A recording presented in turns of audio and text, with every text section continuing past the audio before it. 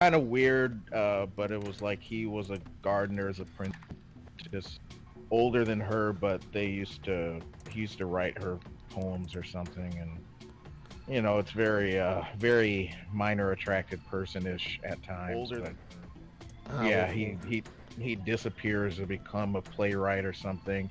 And he just magically shows up the time that she in town, the time that she needs to be there, and then you fight the boss of the chapter, and then he shows up immediately afterwards, like not even from the front entrance, from like the side of the back room. isn't And does he turns out to be the final guy? I can't. I don't know why my. It feels like I played that game like 3 years ago, even though I know it was just last year. that's what I'm thinking, unless something else changes in chapter 4. But he's the head of the Obsidian group or whatever they're Wait, why is called. the controller no longer working? Oh, tech issues. Here we go. I love it. What a boomer! Yeah, that's fair, I guess. I don't know what happened. It was working like 2 seconds ago. And if I can't... Oh, something popped up. That probably explains it. No? Okay, this is going well so far. Glad I started up at the right time. It would not be a stream without some technical difficulties, now would it? All Yeah, right. you might as well just pretend, convince the computer that it's running so that it can get through all the technical issues, I and then think when it I'm actually just gonna do Task Manager and close it out. Oh, but you know what's great? I can't see the Task Manager because the game is full screen. Isn't that beautiful? Okay, Alt Tab. That should do it. Right? No, that doesn't want to work either. Oh boy. Yeah, I knew this would be where chapter 4 would be. Oh, Steam, you are the worst.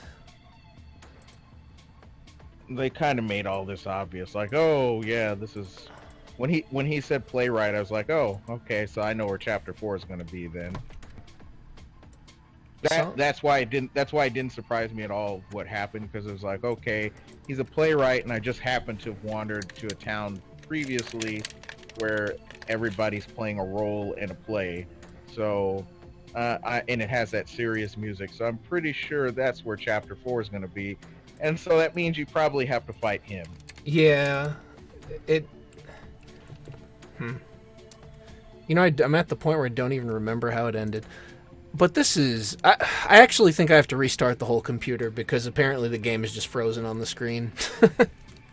Way to go, Steam! It's like Double Dragon Neon. I can't access anything because I have like the second monitor running and it's not the main monitor. I probably should have put the game... Yeah. What a joke. Oh wait, here we go, here we go. That was very strange. Let me see. Now it works. What the hell happened? I have no explanation for that, but we can actually start, so that's cool. I think.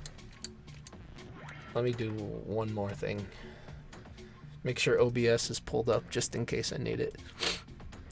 Alright.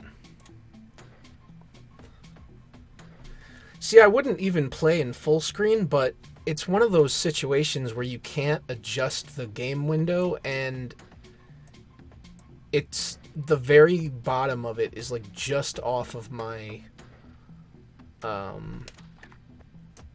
line of sight, so I don't know if any of the actual game content is going to be blocked by not doing full screen. I haven't tried this yet, so I don't even know if it's any good, but we'll see. Way forward games seem to do that a lot, where full screen is better than windowed mode because it adds a bunch of crap in there or something. I just like games where I can adjust the resolution myself. It's kind of annoying when there's like limited options. And I have my screen sizes are a little bit odd. So it usually, if there's very limited settings, it doesn't work that well.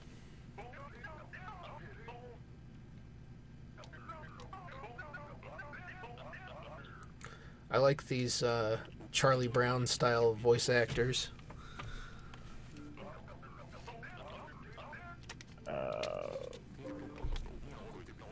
They just make noises like the adults did. Oh boy, that's like what they do in Mario Odyssey. Yeah, this is like a Game Boy style graphics.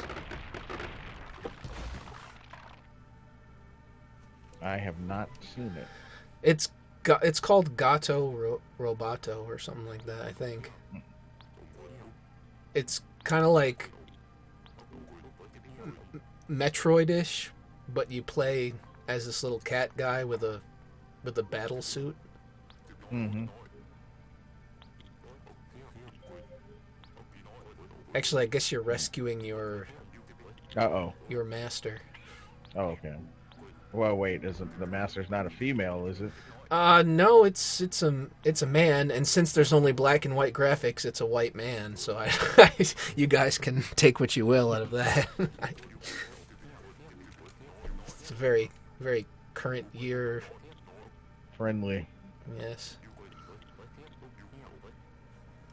But I don't think the story's bad or anything. It was just, that's one of those things where it's like, if you put all the pieces together, it really just seemed fast.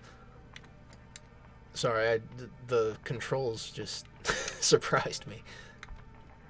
Oh, okay, you can like climb on walls and stuff. This is interesting. Well, but I like literally black and white. Yeah, it's Game Boy-ish, but probably even a little. I don't know. It's interesting. What can I do? I guess you have to go find the first item. That's probably my guess. Because at least the Game Boy had 4 colors. Yeah, this is.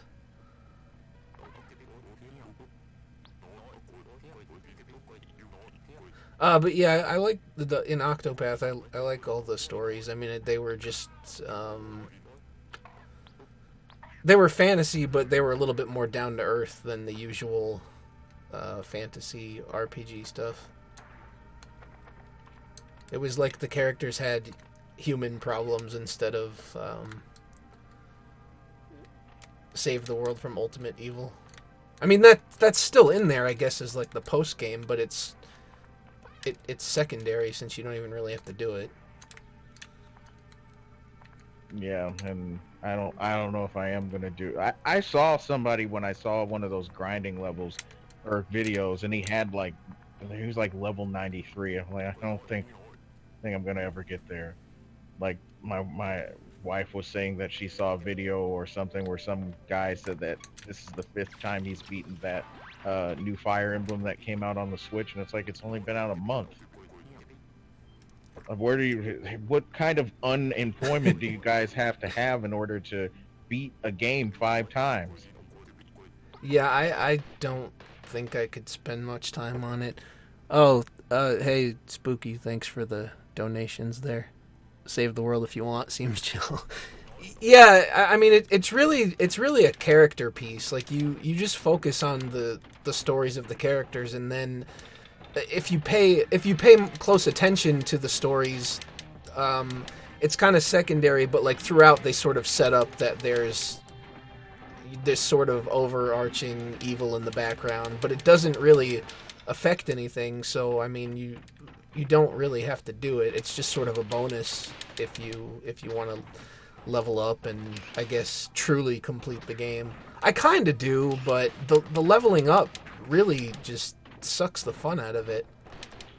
Yeah, if I had, well, I have a number of complaints, but if I had one that I really wanted to just drive home, it's that they should fix that. It should, the next game should not have this happen. Oh, this is very Metroid. Catroid even. Maybe Meowtroid. Eh? Yeah. There we go. It's pretty neat so far. I mean,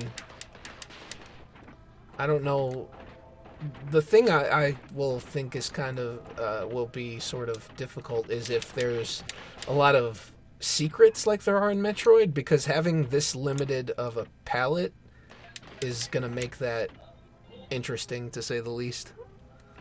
I'm surprised you didn't say problematic. I guess I could have.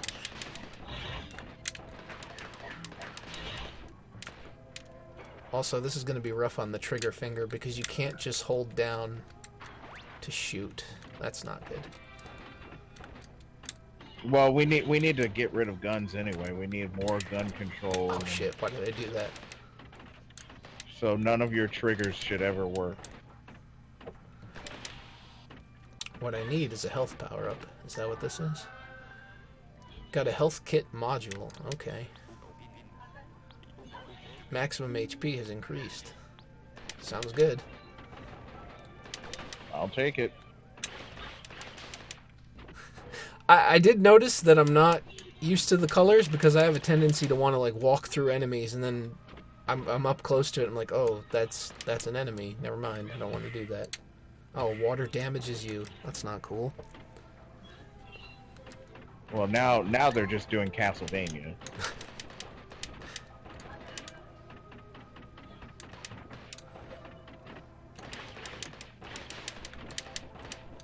I need my what is it a Varia suit? No, what's the one that lets you go in the water? Yeah, the Varia suit. Yeah. Man, it's been a long time since I played Super Metroid. Sounds like it's just time to play Metroid again, so you can remember all the things, I guess. Yeah. Oh no, why did I do that? I should have went in the other door. Mistakes were made. Maybe. Oh yeah, it was for lava because it's a mistranslation of barrier, but in Castlevania you can't. Water damages you. Doesn't really damage unless it's like that poison water. There were two suits though in Super, right? It was Varia and something else. I believe there were two, yes. I can't remember what the other name was for some reason. What? Yeah, the leveling really does suck the fun out of it because it's like I can get to level 45, which is what all my characters need, or that's the recommended for all the characters, for all Chapter 4 characters. But it sucks the fun out of it when the only, like, the recommended way to do it is to try to gimmick the system, especially when the system most of the time fails. Like that would be like if Dragon Quest did that, where they had the chance spell be the only way that you can level up.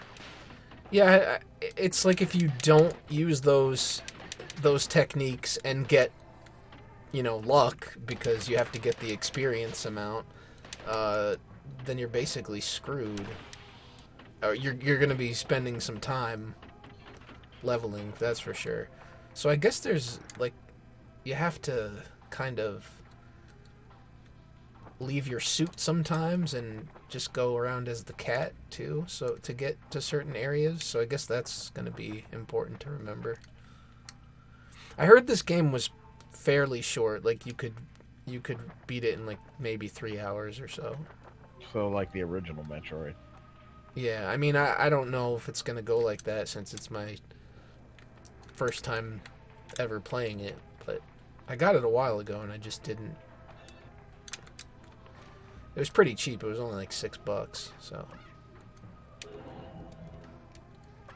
But I even tried to get the advanced or whatever secret jobs, and it feels like it's impossible to get it, even though, I mean, at this point a lot of characters are relatively high level, but it feels like it's impossible even now to get it, just because I can't remember what game I played in the last couple of years that does that, but there's one where it's like, oh, everything becomes really easy, and then when you step into the wrong place, it's like, it's soul crushingly difficult. Oh yeah, it goes way up. It's That is no joke at all. Because a recommended level is 50, and normally I can manage if at least one of my characters is above that and the rest aren't. It's usually manageable, but that doesn't even work here.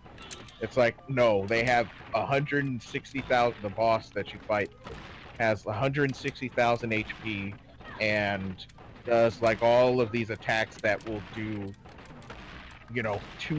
2,000 damage when your characters all have like 2,500. Oh yeah. And they get two attacks per turn.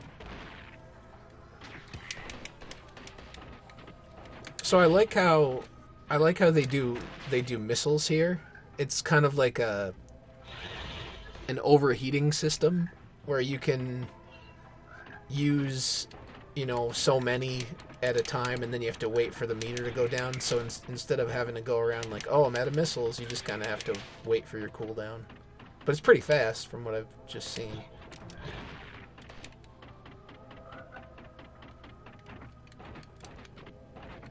Well, that's different. Yeah, I like.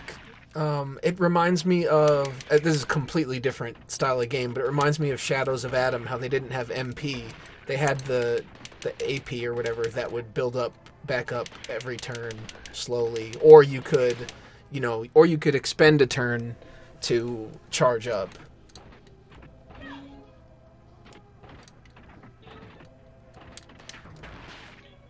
Bravely Default apparently was that way in some areas. Yeah, I played like 2 hours of it. If I ever want to go back to it, I have to start over. But I remember it being pretty decent. I do remember a long time ago people were complaining that, or last year actually, when you guys were playing this game, I was playing Dragon Quest XI on the 3DS, and people were making that complaint when that game came out in the States, where it's impossible because the difficulty wall just goes up immediately from place to place. And there was like one time where I ever had any kind of difficulty in that game getting through. Every other part of that game was much easier. I never really had to just spend an entire session grinding, and I've had to do that. Damn, this mouse just rocked me. Willard's Revenge. Yeah, wow, okay. Let's try that again. I'm trying to figure out if I should use those things. Because the regular gun doesn't reach very well. Okay, I get it. You have to dodge those before they explode. But they don't give you much room to work with. Oh, crap. Oh, I damaged myself. That was foolish. That's like friendly fire almost, I guess.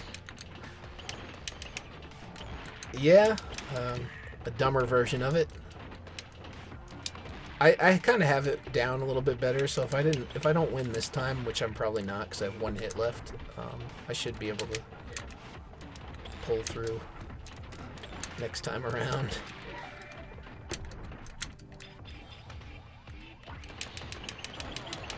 Oh shit, so close.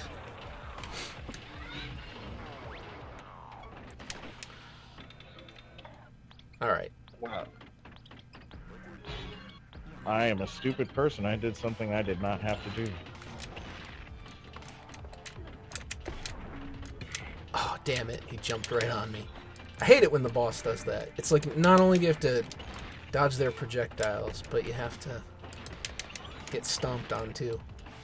It's sort of like a more involved version of the Super Mario Bros. 3 boss battles, where they start to throw out their ability and it sticks around on the board, so you're dodging everything at the same time.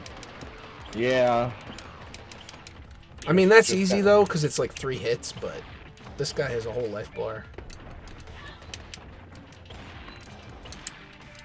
I will say, for a first boss, he has a lot of hit points.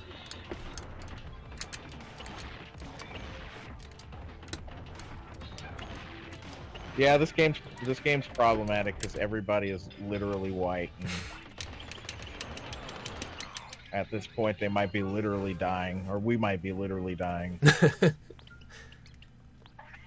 I mean, it has a cat and a mouse. What more? What more can you ask for? Yeah, but we need to talk about toxic white masculinity or something. That'd make for a really good parody article. Oh, I don't want to do that. I achieved rats, even though it was a mouse. I have some complaints about these achievements already.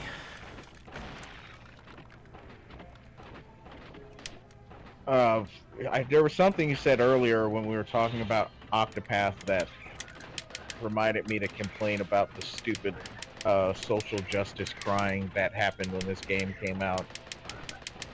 Oh, It's like instead of concerning themselves with legitimate gameplay flaws, they were too busy whining about I don't know. I don't even remember what it was. Yeah, it was something about her story, right? Yeah. It's like they could have, if they actually took the time to play the game, they could have pointed out some problems with leveling up and. Yeah, they could have actually found legitimate flaws to complain about. But instead, they were too busy. Well, that would have been an actual game review, so I Yeah, guess you can't expect yeah. that. Okay. Instead, they were too busy trying to find problematic aspects of a game they played for 25 minutes. Seems pointless to go up there without the suit, but maybe there's something I'm supposed to do. Let's see. No?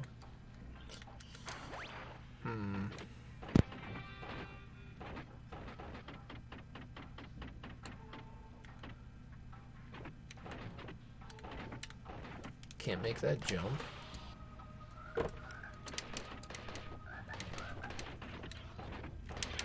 What was the donkey video? I might have missed that whole thing. I vaguely know who that is. It's like a gaming YouTuber, but that's about it.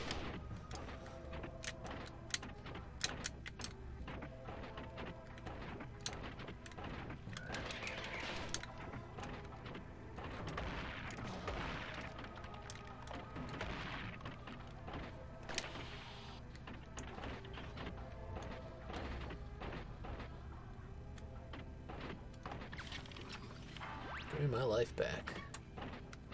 Okay, so I'm back up, I think, where I came from.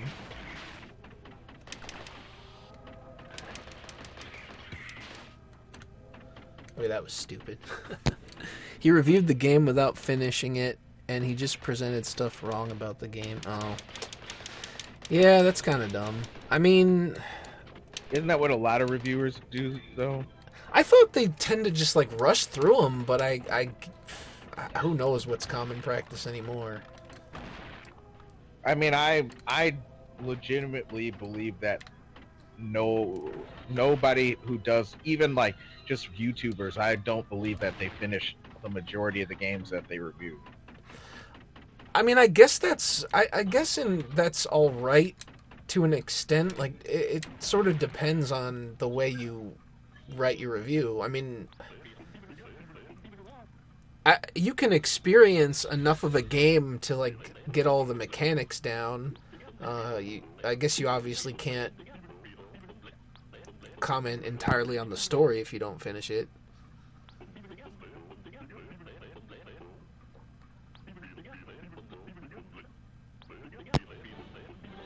I guess that's true because you had, at least at one point, you had people just complaining about the mechanics, and then they didn't complain so much about anything else. But yeah, those people who complain about the actual gameplay and then or the story, and then they haven't actually played it, the worst. But that's what all these social justice people are. That's what they do. It's like they buy the game to immediately look for something to have a complaint about. Although I guess in the worst part is that like they don't even, if they're a game reviewer, they probably, and they're working for a large enough platform, they don't even have to purchase it. Yeah, they just get review copies. Speaking of which, then they throw it up at the ceiling and then take a picture to write an entire article about killing a spider with an Xbox game case. And it gets stuck to your ceiling for all eternity. Yeah. And I reached out to a couple of different companies for some review copies, but I haven't heard anything back yet.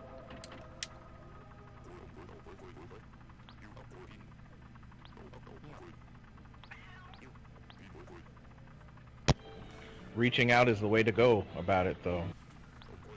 That's what they told me in the corporate world. Out. I mean, I've been surprisingly lucky with that because I don't even really have that big of a following, and there've been quite a few companies that were just like, "Hey, here you go." Like, oh, that worked. Okay.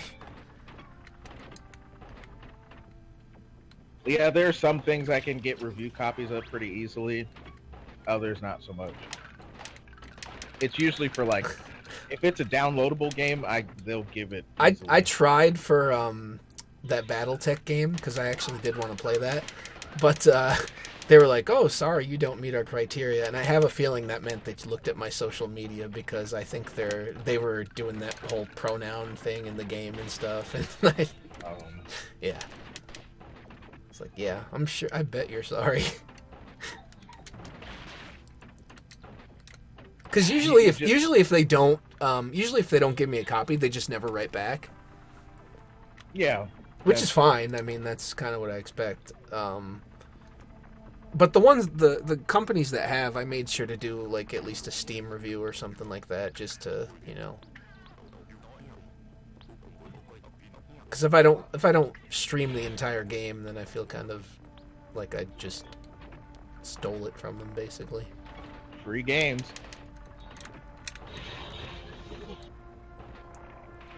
Ooh, is that a submarine? This is going to be fun.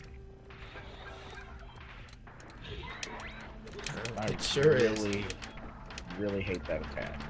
Oh, I can hold down the firing button now. This is great. I want to spend a bunch of time in the submarine. Hopefully not the yellow submarine. No, it can only be one color in this game.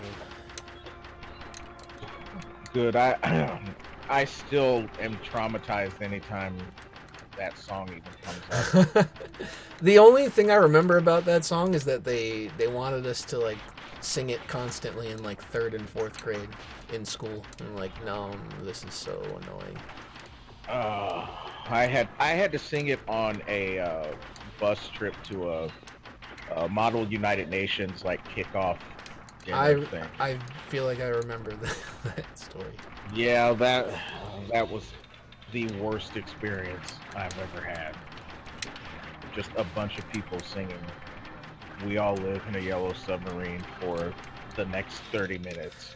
Couldn't they at least have tried to be a little bit clever about it and you know, maybe something about a yellow bus? I mean, I don't know.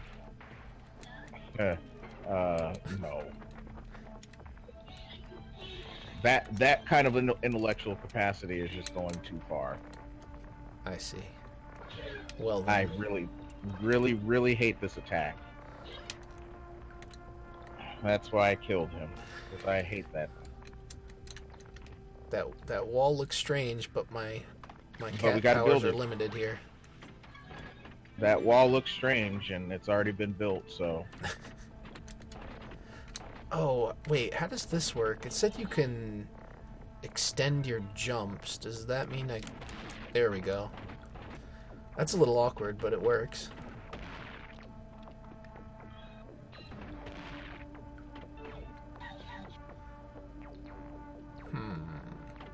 Let me go this way first. Just to see what's past that save room.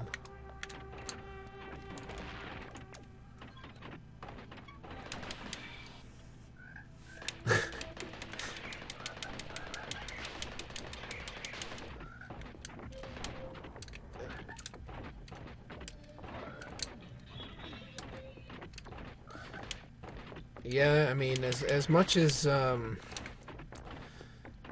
having to be an adult is not fun sometimes, the one thing I can't say I miss is school. Yeah, although the school that I went to was supposed to be one of the highest rated ones where I live, so I mean, I don't know if that's like winning the Special Olympics, but I guess it means something. Because when I never mention that, but if people find out that I went there, they're like, "Oh, you went to that school?" Yeah, and I hated almost every minute of it. I really wanted my daughter to go to that school. Are you sure about this? Is that your final answer? I'm like, do you want me to call CPS to report child abuse?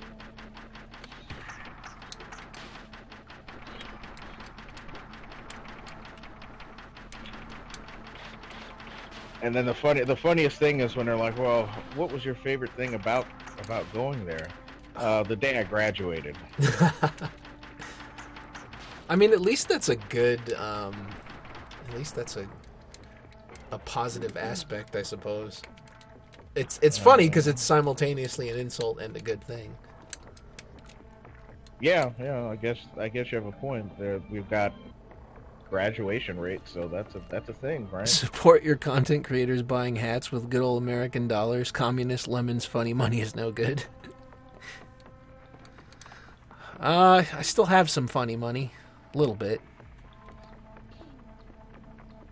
I've already filled my communist joke quota for the day. Wait a minute, am I supposed to be going back up here? I don't feel like this is correct. I think I came this way. No. Yeah, I did. Okay. Mistakes were made. Oh. I think I need to break through this ground here. Although I don't know how to do that.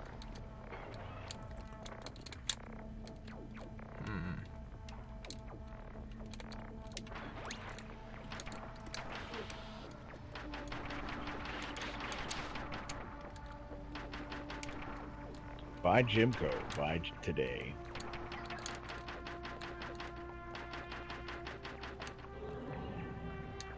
Alright.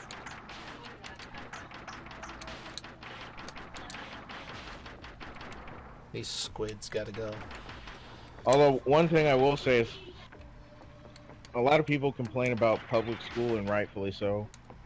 But I wonder how many of those people have actually been in the private school system. Because I haven't personally, uh, but some of my siblings have. I couldn't because of my position in the family, which basically meant that, well, we sent one to private school, and so unless you get a full ride there, you're not going. Uh, and I have to say that what it seems like he gained from that experience doesn't quite make me feel that much better about private school. It's like a marginal increase to me. Yeah, I mean, I can't really say. I went to for pre-K and part of I think part of kindergarten, a very very small portion. I went to a private Catholic school, but then we moved, or it got too expensive or something. A private Catholic school, was this the time that you started to question things? And No, not. I was like 4 or 5 years old. well, I just say that because like that's the story everybody always says. Well, I went to a Catholic school and they did this, and it's like, yeah, well, there are also Catholic schools that care about education and do a better job of it than the public schools that you so willingly and readily support. I actually have no idea. I thought he just streamed on YouTube after that whole thing. Yeah, he didn't. I don't think he really said. But yeah, where he as was far gonna as go. like a solid place, I don't think there was any.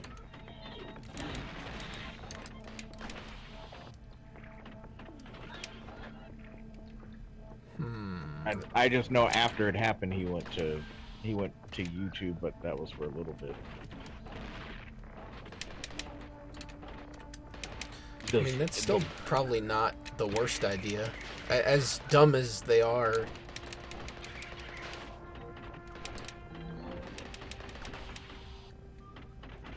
I don't know where I'm supposed to go.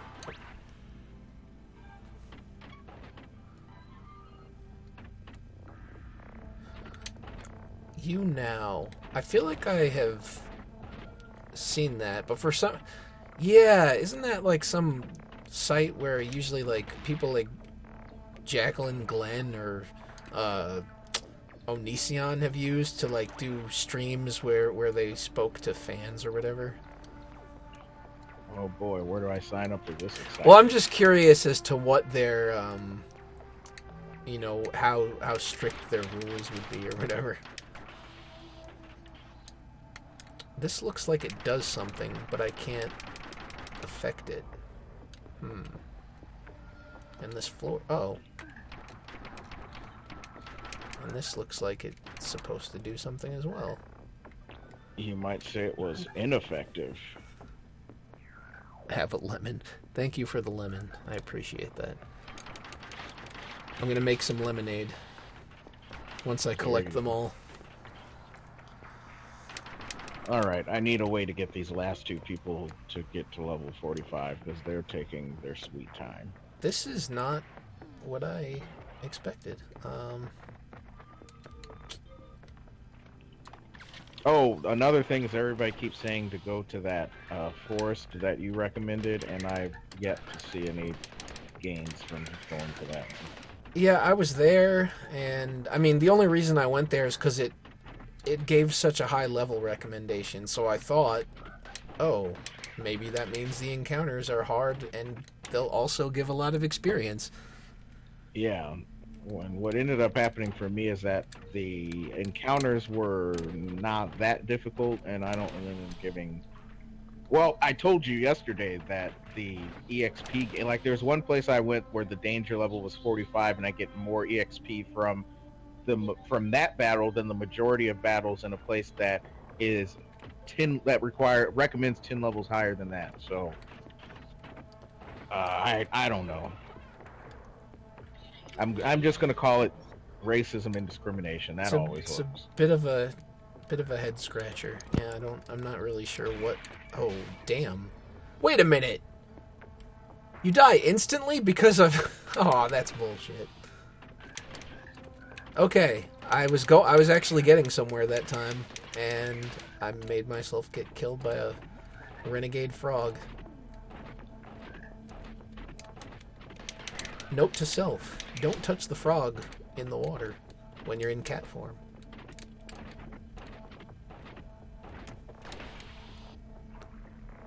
Oh, did it die?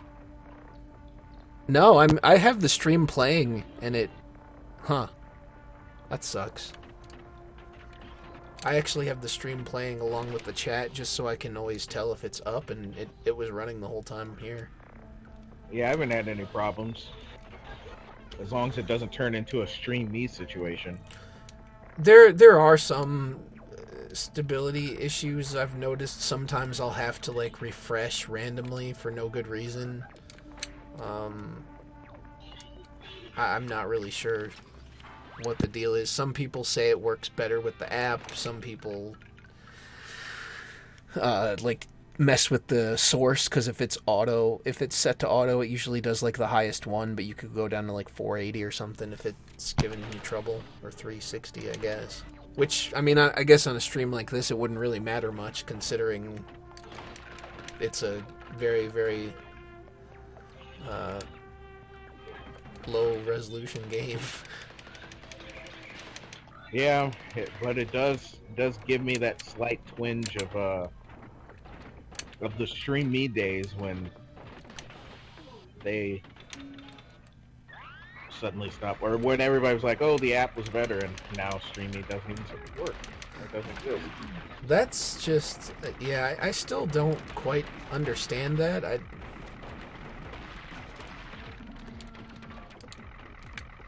It just came out of nowhere. Your guess on that is as good as mine. All I remember is some people were trying to say it was some kind of long-running scam or something that they were pulling there. I don't know about any of that. I mean, I don't know what the goal would be then, because they were paying out people for a while, even for years before Killstream came to the site, because I remember back Keemstar used to promote that website and stream there. Yeah, it had been around since 2013, I think. Maybe earlier than that. But it had been around for a while, and it was only because of people getting deplatformed off YouTube that they had the Great Migration. Yeah. And then suddenly it shut down, but like I said, people were trying to say, oh, well, it was a long-running scam or some such. Yeah, and there was something about one of the owners getting threatened, like they threatened his family or something. It was really weird. Yeah, there was that piece of it too. I just don't know if that would... If somebody would just cave like that and shut it down over that. You could... I mean, there's so many other things you could do before going to that step.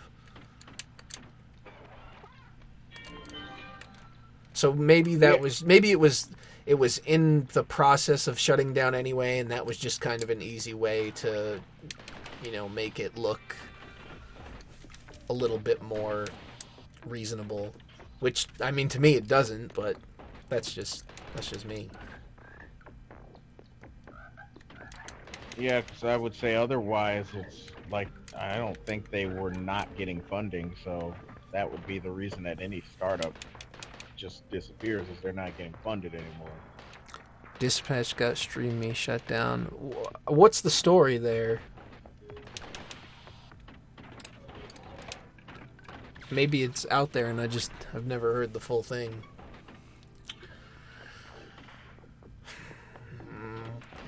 Where am I supposed to go? You got to use the modern day parlance. You have to say, what's the lore? Oh yeah, I forgot about that.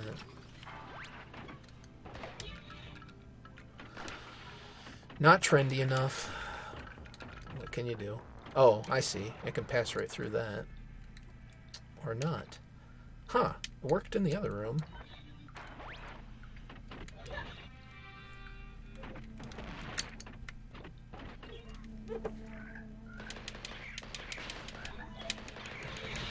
Ralph isn't at least affiliate? I thought he wasn't partner yet. I could have sworn his channel would be considered affiliate by now. Oh, it's got to be, because he has subs. If I was partner, then I could understand a complaint there.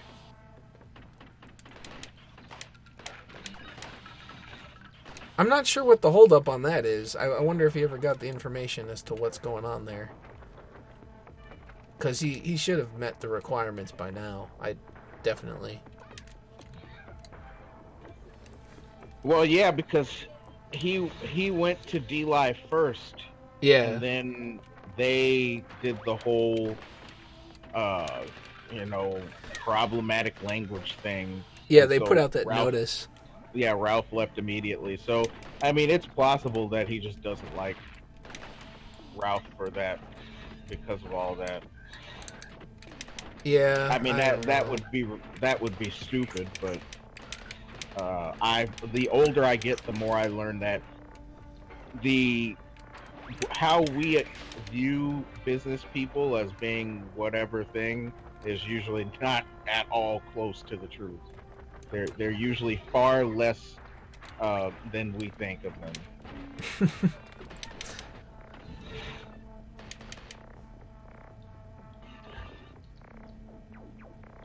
Dispatch got mad Ralph and Medic were getting all the top money rewards. Ralph cursed him out for supporting a stupid mod. Mod was bitching about hate speech. Yeah, I feel like I remember some of this. a lot of people got mad about that whole top thing. The only thing that I thought was stupid about it is when people that were just like replaying content were trying to get on it. That was dumb. The people that were actually doing their own streams and got on there, I mean, whatever. That's what people chose to watch. So what can you do?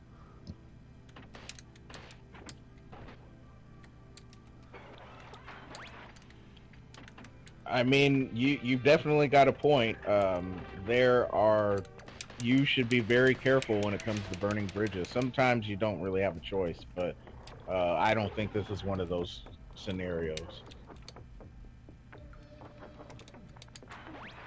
Because there are times when it's like, well, either I play your stupid game or we just leave. Because some people are just, like I said, we have these impressions of how business people are, that they're mature people, or they're at least perceptive enough, because they had to be where they are in business, and usually they're just as childish as any of the YouTube drama or anything that you catch. It's just you don't hear about it as much. So sometimes you try to avoid burning a bridge, and it's just unavoidable because some of those people that's what they want. They want any situation to be bridge burning. See, I need the ability to break these blocks here, but I can't use the mech suit underwater. It takes damage. You already got a suit? Yeah, I mean, it's just... Oh shit, I can't even do this at all. Have I trapped myself again? Not cool.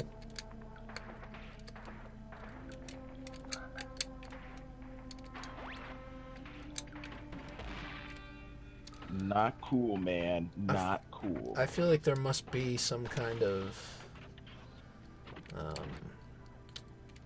I don't know, secret laying around or something.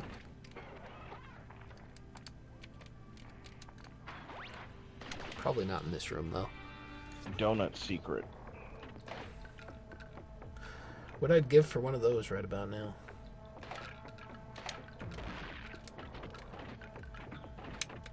What movie Bob wouldn't give for one of those right now? An actual donut, I guess, yeah. I just want the special blocks that help you through levels.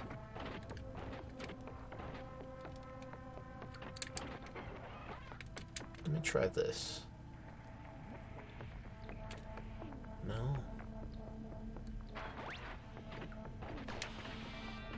Whatever happened to, speaking of obscure There's a internet map here. people, whatever happened to that one guy that people were like, oh, I knew he was untrustworthy the whole time, but Ralph kept giving him a chance, and what a surprise, he was untrustworthy and Ralph shouldn't have given him a chance.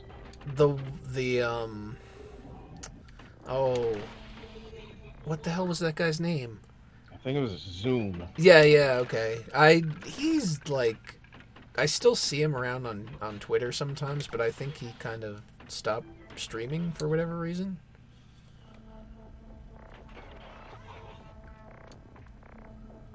Zoom in all caps. Yeah, that's it. I forgot his name because that's not the name that he uses on Twitter. It's like Godspeed or something. Yeah. I'm stuck. I'm trapped.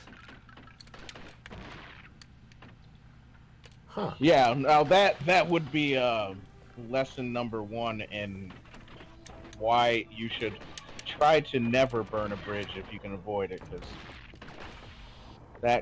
he went from everybody giving him attention to everybody hates him in a matter of what, a month? If nothing else, I suppose that's some record time there.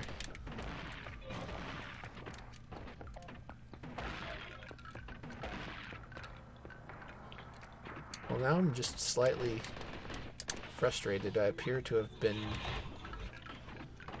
trapped. All the games you play suck. Stop streaming. Oh boy, that reminds me of somebody.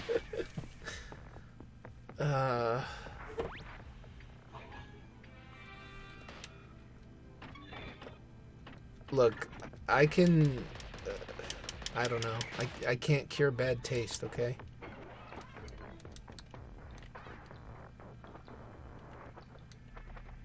There's no cure for bad taste, as they say. They're gonna come up with a cure for internet autism before they come up with a cure for bad taste. That's how bad it is. He's been trying to get internet famous for over a decade. Now that's Well, I think the worst method of ever trying to do that is the whole, oh, I was just pretending to be a child molester, bro. What? yeah. I mean, don't we always? Don't worry, I'm not taking it personally. I'm just messing around. No, and there was somebody that actually used to do that was also probably joking at first, and then he did start getting on this stream to start spurging out in the same way. He's like, "Oh, everything you do is terrible, and you're low key flirting with girls and all this other stupid stuff." That was yeah, fun times. Huh. Yeah, I've hit a standstill here. Let me just take a look around. Because I don't understand why I'm just trapped.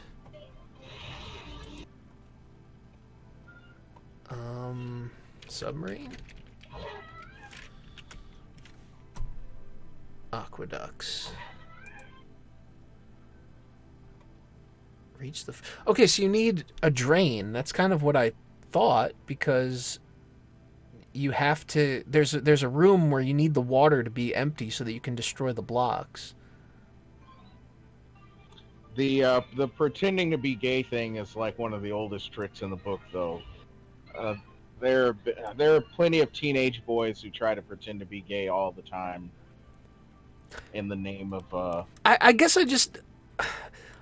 I mean, I don't understand. That's a really stupid extreme to go to, because you're basically just destroying your reputation before it ever gets a start, because you know that even if you are joking, somebody is going to take that seriously and run with it, and there's just no way you're ever going to escape that. I don't know what to think. I mean, maybe they're guilty, maybe they're not, but either way, there's that perception, and there's no way to break it. The problem is that you guys forget that these people are one-step thinkers. They do not think ahead. It's funny because he acts like, this master internet genius puppet master. Like, wait a second. I don't think you know what you're doing. Okay. It's like we see this so many times. Let me try that. They were acting like they were the biggest and baddest, and then it's like, yeah, you didn't think this was going to happen? Oh no, I screwed up the controls again. I think it's because I guess it's because I used the mouse. But it's such a weird...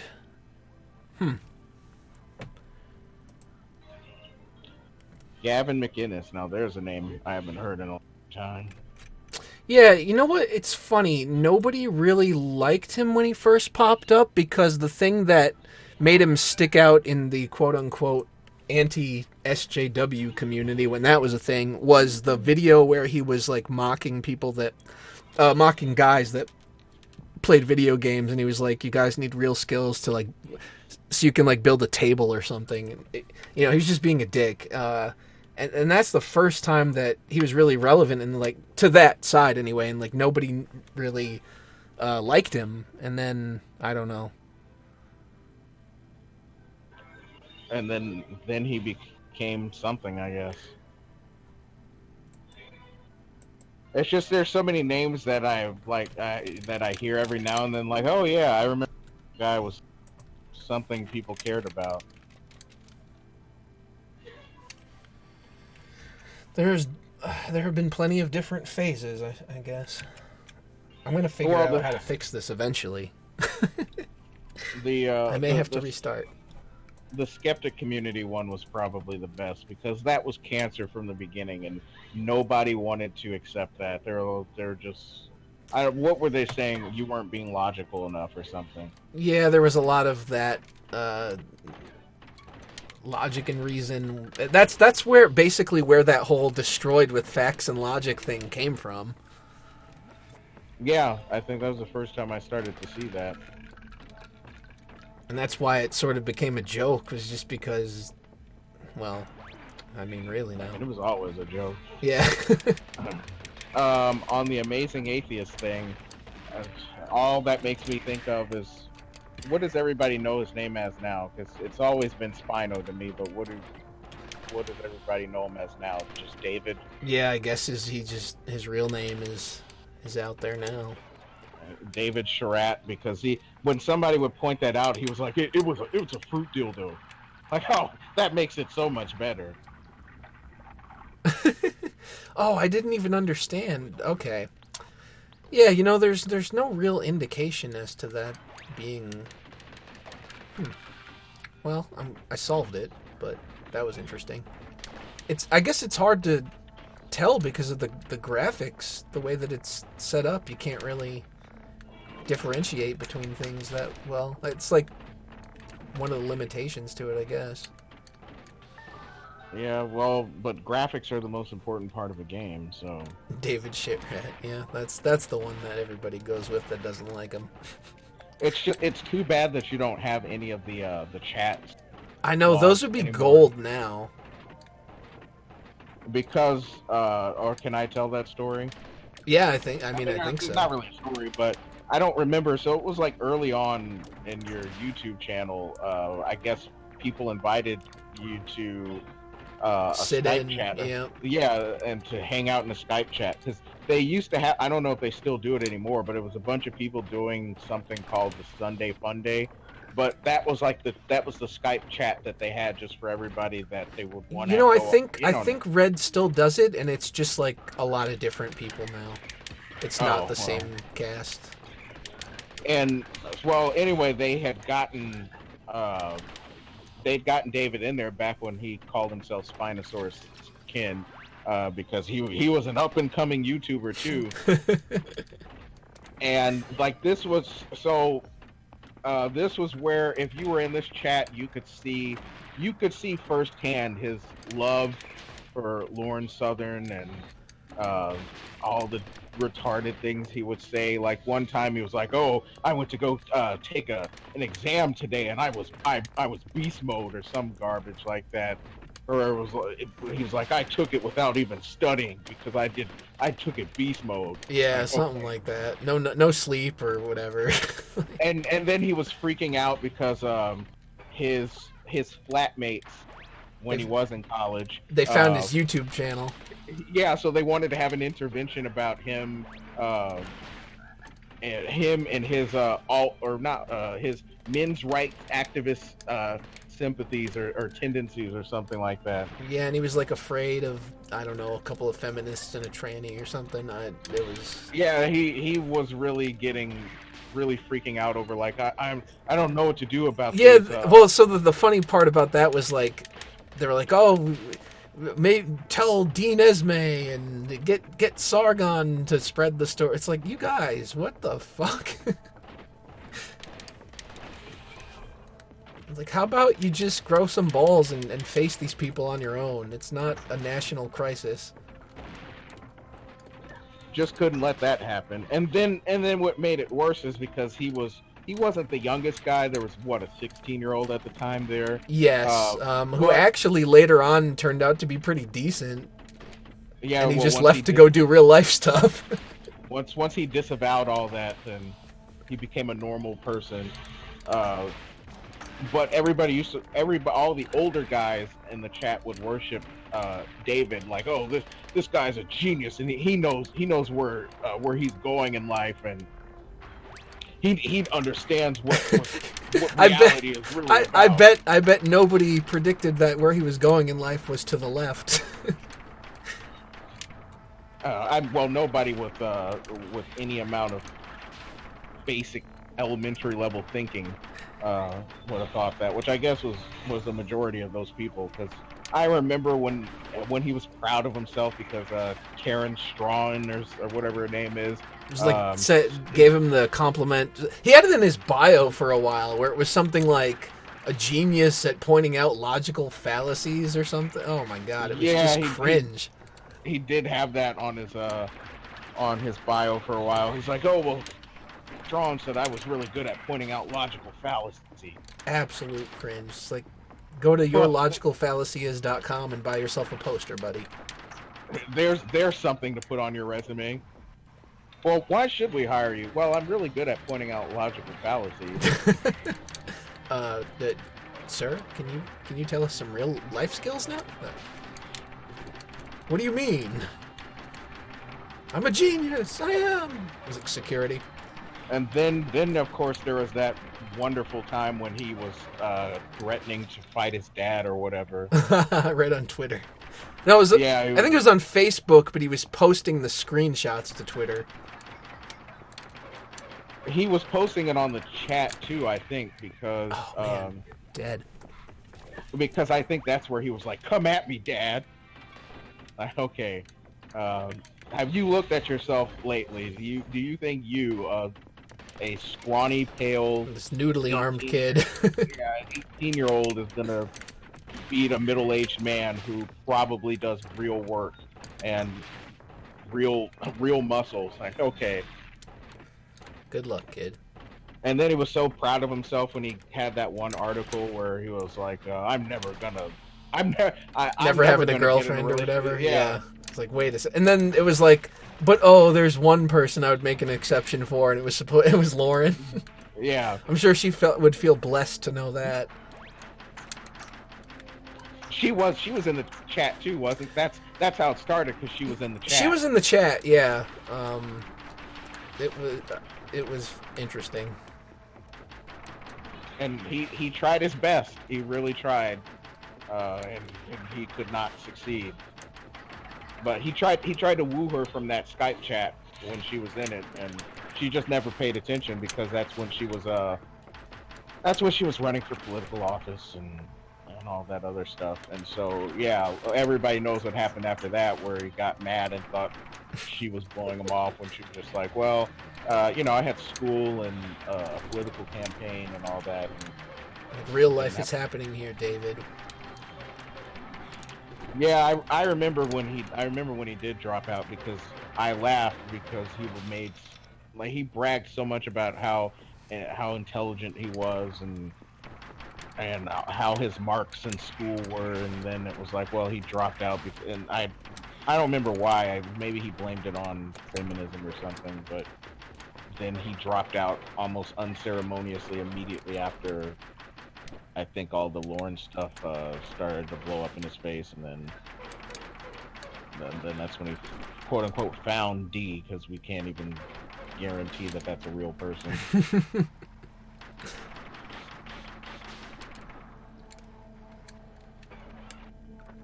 I think his mom is threatened. His mom is. That wasn't the first time she's been around, if I remember correctly. I think she was around early. I don't remember if she was in his YouTube comments or if she was doing something else, but I remember he would, well before all the D stuff happened, his mom would be involved sometimes, and that was asinine. One of the best parts was when he got yelled at on the stream with Lauren for peeing on the seat or something. But I mean, he's beast mode, I guys. broke right through. I'm dead. He's a very exceptional individual. No, I'm dead because I didn't realize that was. Yeah.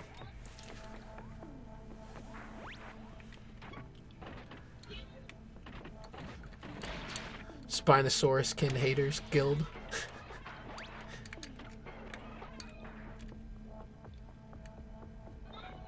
Like I said, all I was doing the whole when are people going to realize what the kid is all about, and then immediately turn around on everything that they said.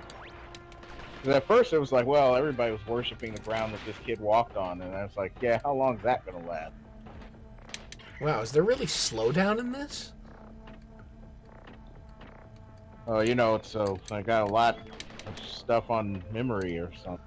I guess they're really doing the whole let's get nostalgic thing. Okay, this looks like it's supposed to be one of those elevator things. There was also that funny time that he tried to go after you, because normally he would always, he never would talk about you directly, and so he would always like, he would always do this underhanded or kind of make these comments under his breath or when you weren't around about you because he didn't like you, because you didn't worship the ground that he walked on, and then there was that one time when you did say something about him, and he tried to act like he was going to do something there. Yeah, those were good times.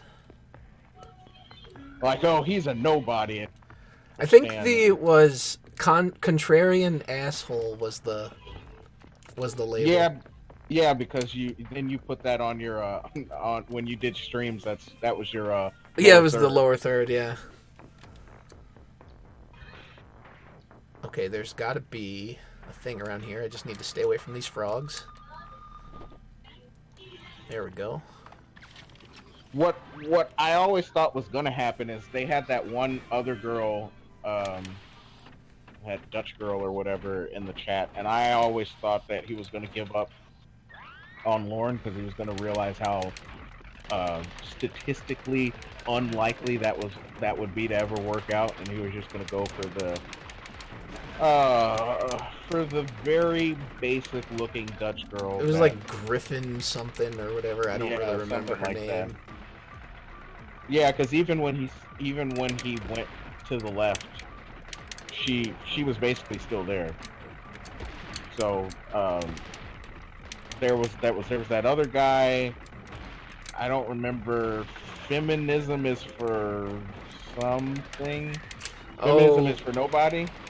Yes, that was some other little kid that he was really obnoxious. He was friends with him for a while, and then I think that he got with some older girl, some 23-year-old started dating him or something. Yeah. They both did that, or they claimed that because I think he was.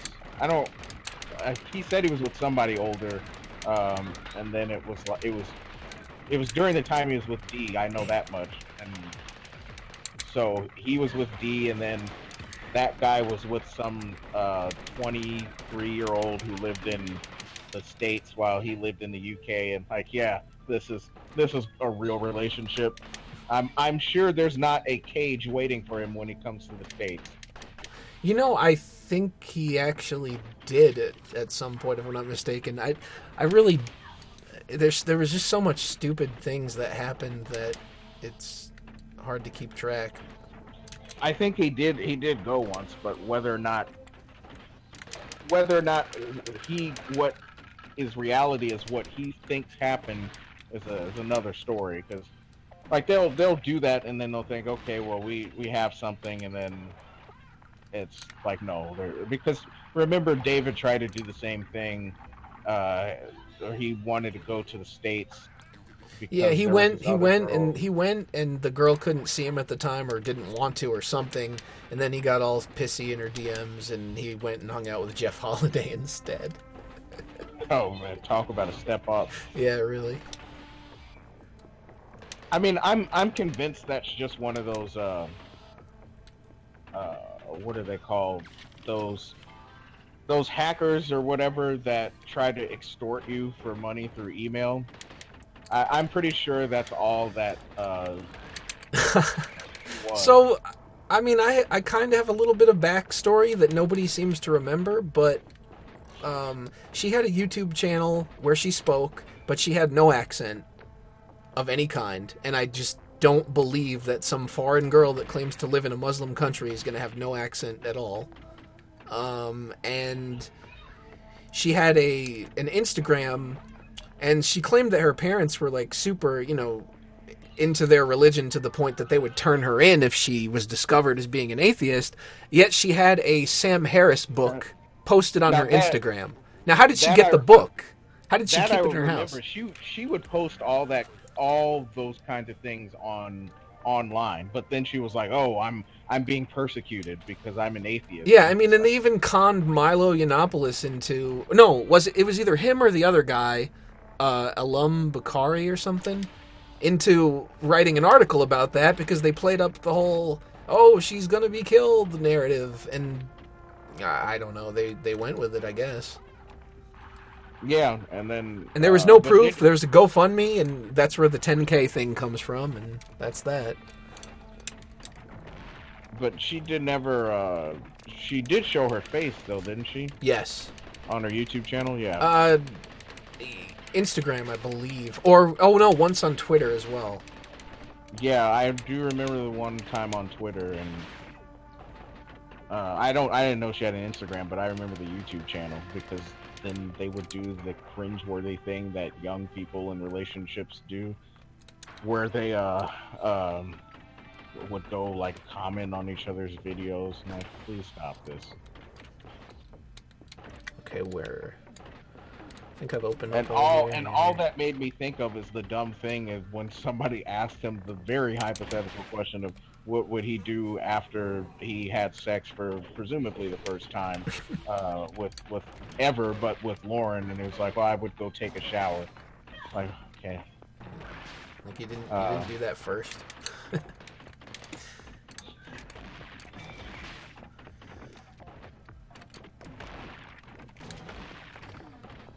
Kid, you were nasty. Yeah, I've seen people point out that tattoo thing. Anytime somebody asks him about it, he blocks them.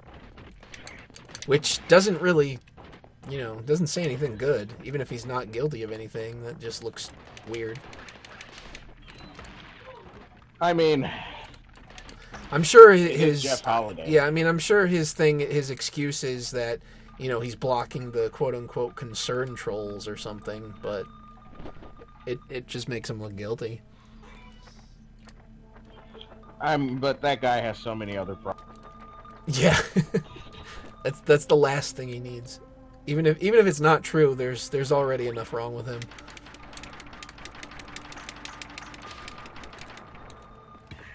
Oh, damn it. It really makes you wonder how these weird relationship situations ever happen. Because it's like, how do you marry? I don't remember if they're married, but how do you marry? He's married to that a lesbian or whatever she is. Woman. Or the people that are like, well, we're married. Ender. Wait, another boss fight situation or what? These are kind of like in Kirby Superstar there would be regular enemies that kind of posed as boss fights in certain areas. Yeah. Well, that was in a lot of Kirby games, actually. Yeah, that's true. Or they would be mini bosses at the least.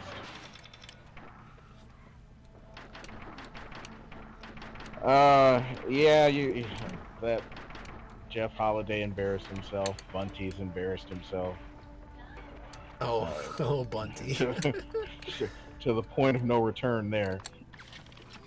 Now his whole personality is, I like video games.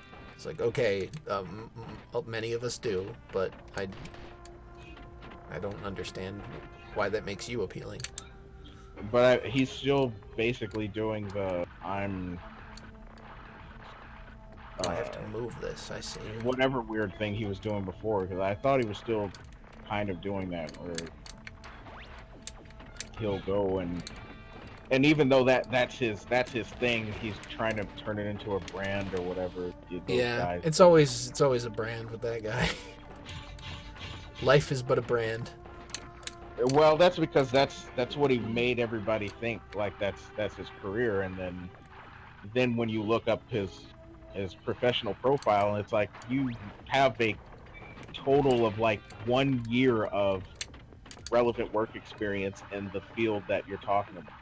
So you don't even have you're not even like a marketer in that sense. You don't have like you don't have a tenured career where you had been doing this for who knows how long.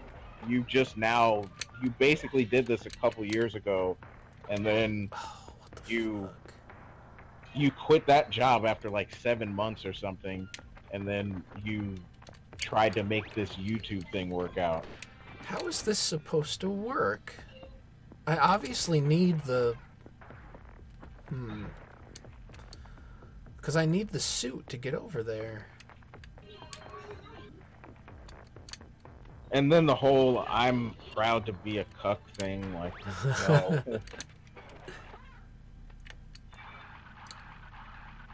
This is what weird. what were you thinking when you made that video? Yeah, I will never understand how anybody thought that was a good idea. Like, why would you ever post this? And that, yeah, I haven't seen anything that bad, but I did see a video recently, like a couple of hours ago, where some guy did something like he gave a shout out to his ex, and I'm like, there's no situation where I would do that, no matter how helpful or useful the information is. Like, no, I'm not one of these people where it's like, whoa, we broke up, but we're still friends. If we broke up, I don't want to see or talk to you again. Yeah, you gotta cut it off permanently if it's permanent.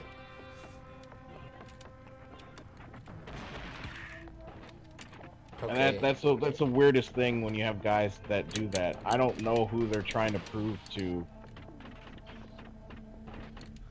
Oh, what the hell just happened? This is weird. It's like I'm stuck. I don't know too much about the mum key thing. I kind of know the early bits, but once like sex tapes got involved, it's like, yeah, I enjoy what little sanity I have left, so yeah, that situation is out of control.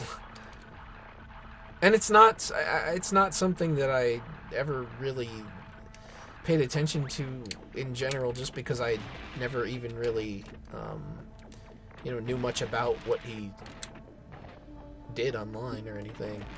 Yeah, I tried to watch one of his videos because everybody was like, it was great, this guy's hilarious, and I legitimately tried to enjoy it, and I was like, this is boring. But the thing was one of the Elliot Rodgers things, because whatever clip that they showed me that I thought was good, like, it took forever to find that, so it just felt like somebody just talking and trying to make jokes, but taking forever to get to the punchline.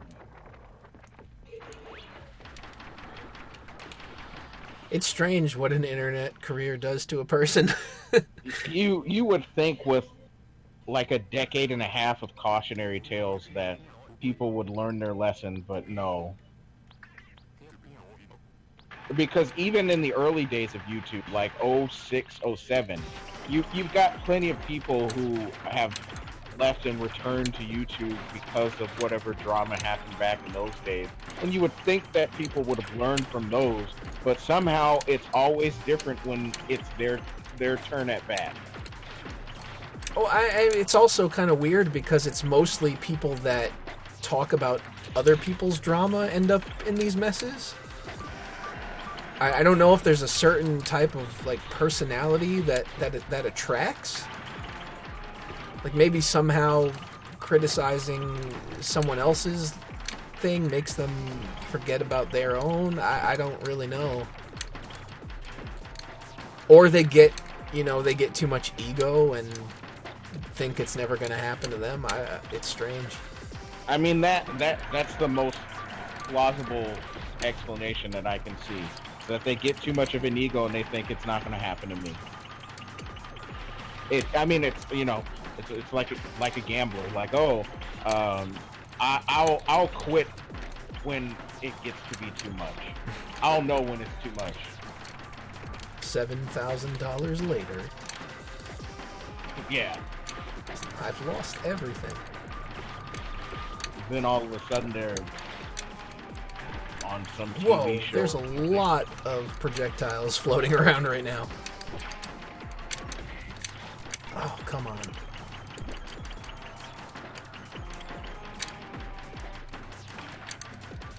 This thing is kind of hard to stop, so it makes it difficult to dodge bullets.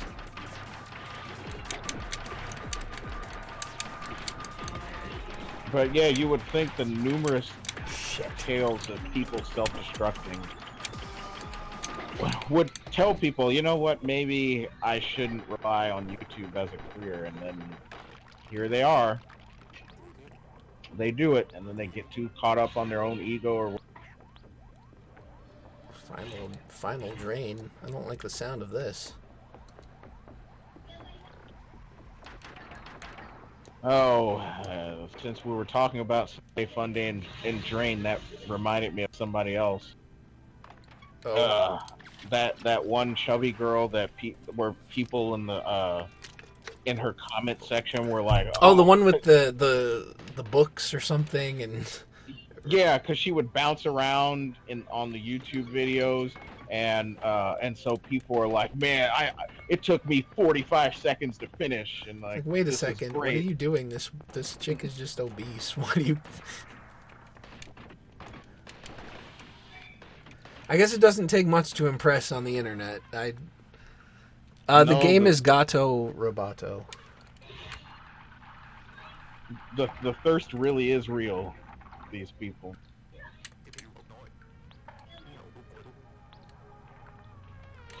But the sad thing is, like, there were multiple comments like that where it was like, oh, you know, I was jerking off and finished in 20 seconds. I've never had one this good. Wow, people. Cat Metroid is right. Whatever happened to privacy? Or shame? Whatever happened to a sense of shame? I miss those days. What do we got here? Spin jump. It looks almost exactly like the Metroid one. Press A in midair. If I remember correctly, she never responded to anything that anybody said. So it's like, you're doing all this, and she's not, like, with every. If I'm not mistaken, she was either married or had a boyfriend. So I'm pretty sure she was married, but yeah. That's usually how it goes with these situations too. It's like, why are you wasting your time drooling? But then again, we've upgraded to Twitch streamers now, so. And I say upgraded, but what I really mean is to Twitch thoughts, you mean? Yeah. You know, somebody just said living off YouTube, Twitch is slacker neat welfare. Oh, and that funny thing is that reminded me, and I understand this is gonna make me sound very stuck up, but just bear with me. But I remember people were talking about Jim's old Patreon, like way back in the day, and they were like, "Oh, well, he makes $4,000 a month in Patreon, so like, look at all this money he's making, and he's to live off of. He can live off of just this because nobody knows whether he did or didn't. But they just suspected he lived off of YouTube, and it's like, that's only $48K a year. That's nothing. Yeah, I mean, it does look like a lot when you see it of a month, you know, from a monthly perspective, but then when you put it into the context of a whole year, yeah, it's not much. It's like, if he's living off of that, then he's not. Wait, how the hell do I get up there? I know you got to be able to jump this, unless I leave the suit. I guess that could work. So that's why I agree that's like slacker neat welfare, because then they look at that and they say, well, that's a lot of money. Like, yeah, but if you just tried to get a career and actually tried to actually get one, you could probably make way more than that. But the reality there is that what people are kind of getting at is that they don't want to. Yeah, I mean, it's a way to try to break out of the typical, you know, 9 to 5 or whatever. Oh, but shit. then they whine and complain about how video turning into a 9 to 5. So it's like, well, it's unavoidable unless you truly know how to turn it into a business, and that's possible. But I never really see any of these people really decide to join the tribe and use that to say, hey, you know what? I'm gonna turn this into a business that I can make real money off of, and they just kind of do whatever, and then they wonder, well, isn't this going the way I want it?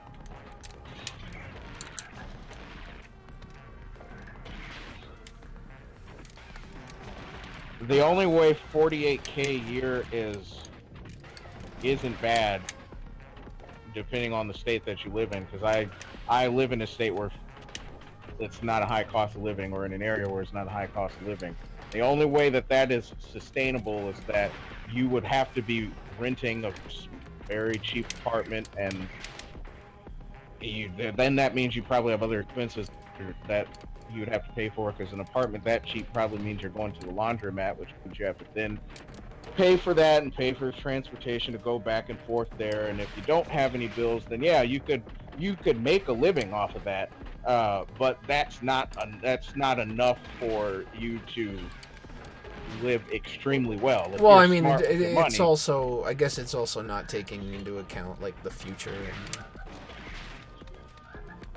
Yeah, but I mean, somebody as old as Jim is probably thinking about that. Somebody.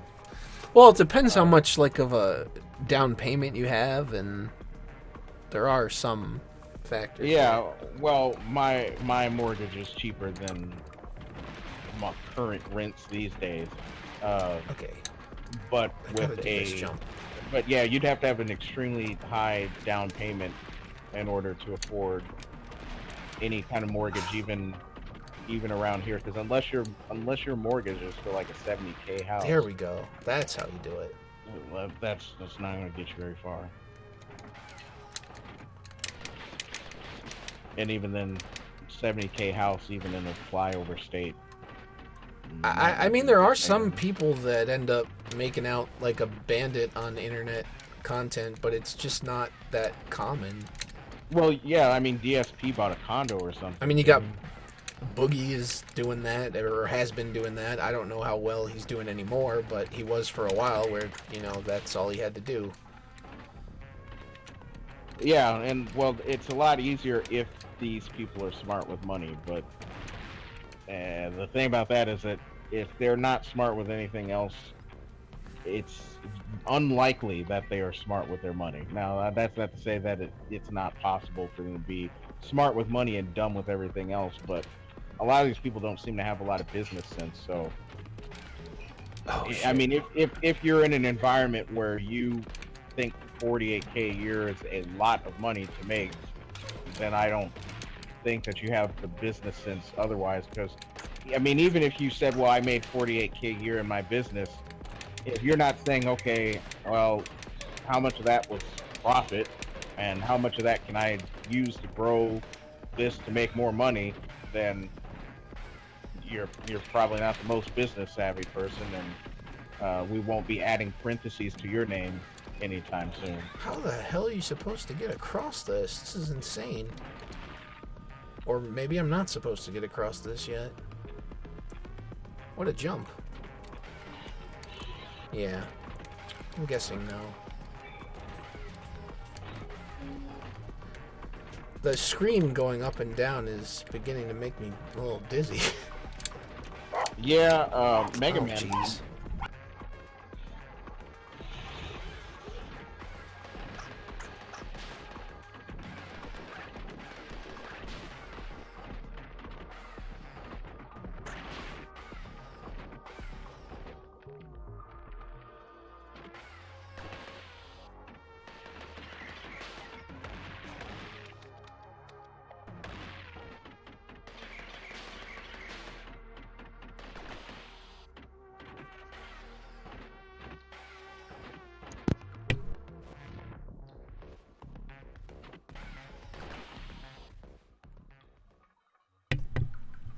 Stupid thing.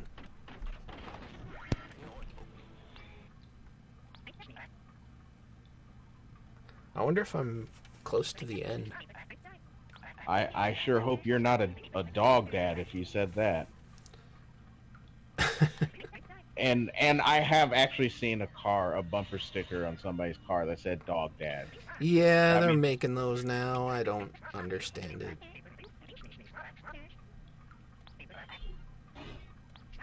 I don't know what kind of man would lack the self-respect to do that, but uh, I'm surprised I didn't get much pushback or any pushback when I posted that about those labels. I think it just, it had to get to the right people, and then once that happens, then people get upset. It definitely had potential, yeah.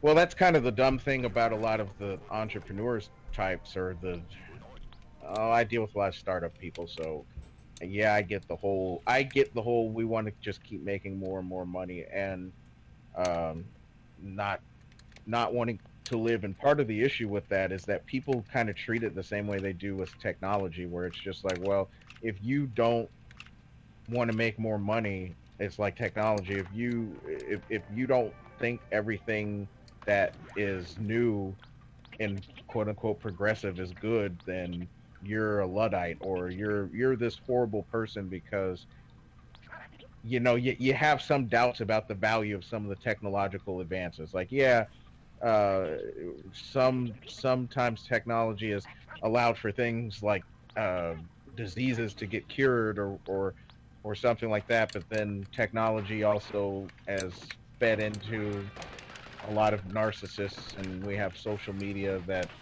encourages a lot of behaviors that 50 years ago would not be encouraged in any way. And that not Uh, many people seem to be willing to criticize because of the so-called benefits. right, and It's like so it doesn't matter even if it is that's kind of amazing to me. Is like the type of people that think video games create mass shooters and stupid things of that nature have like no issue with anything social media related. no, anything to come from social media land is perfect and good. Okay then. And but they do the same thing with money. Like, well, what do you mean you are just happy making this? You don't want to make more and more and more and more money? And it's like, well, the only way you can, because the other thing they say is it's never a zero sum game. And so they say, well, everybody has an opportunity. It's not a zero sum game. And the problem, from what I see from all of that, is that I mean, there's only a finite supply of actual money lying around. So Oh shit. if it's not zero sum, then what is it? Because somebody has to get the money, and the only way you can get it is either from somebody else or they make more money, which then we know what happens when they print more money. So Yeah, that's not a good suggestion. All right, what? Oop. Didn't mean to do that. I don't think I went this way. Oh, maybe I did. I'm a little lost again.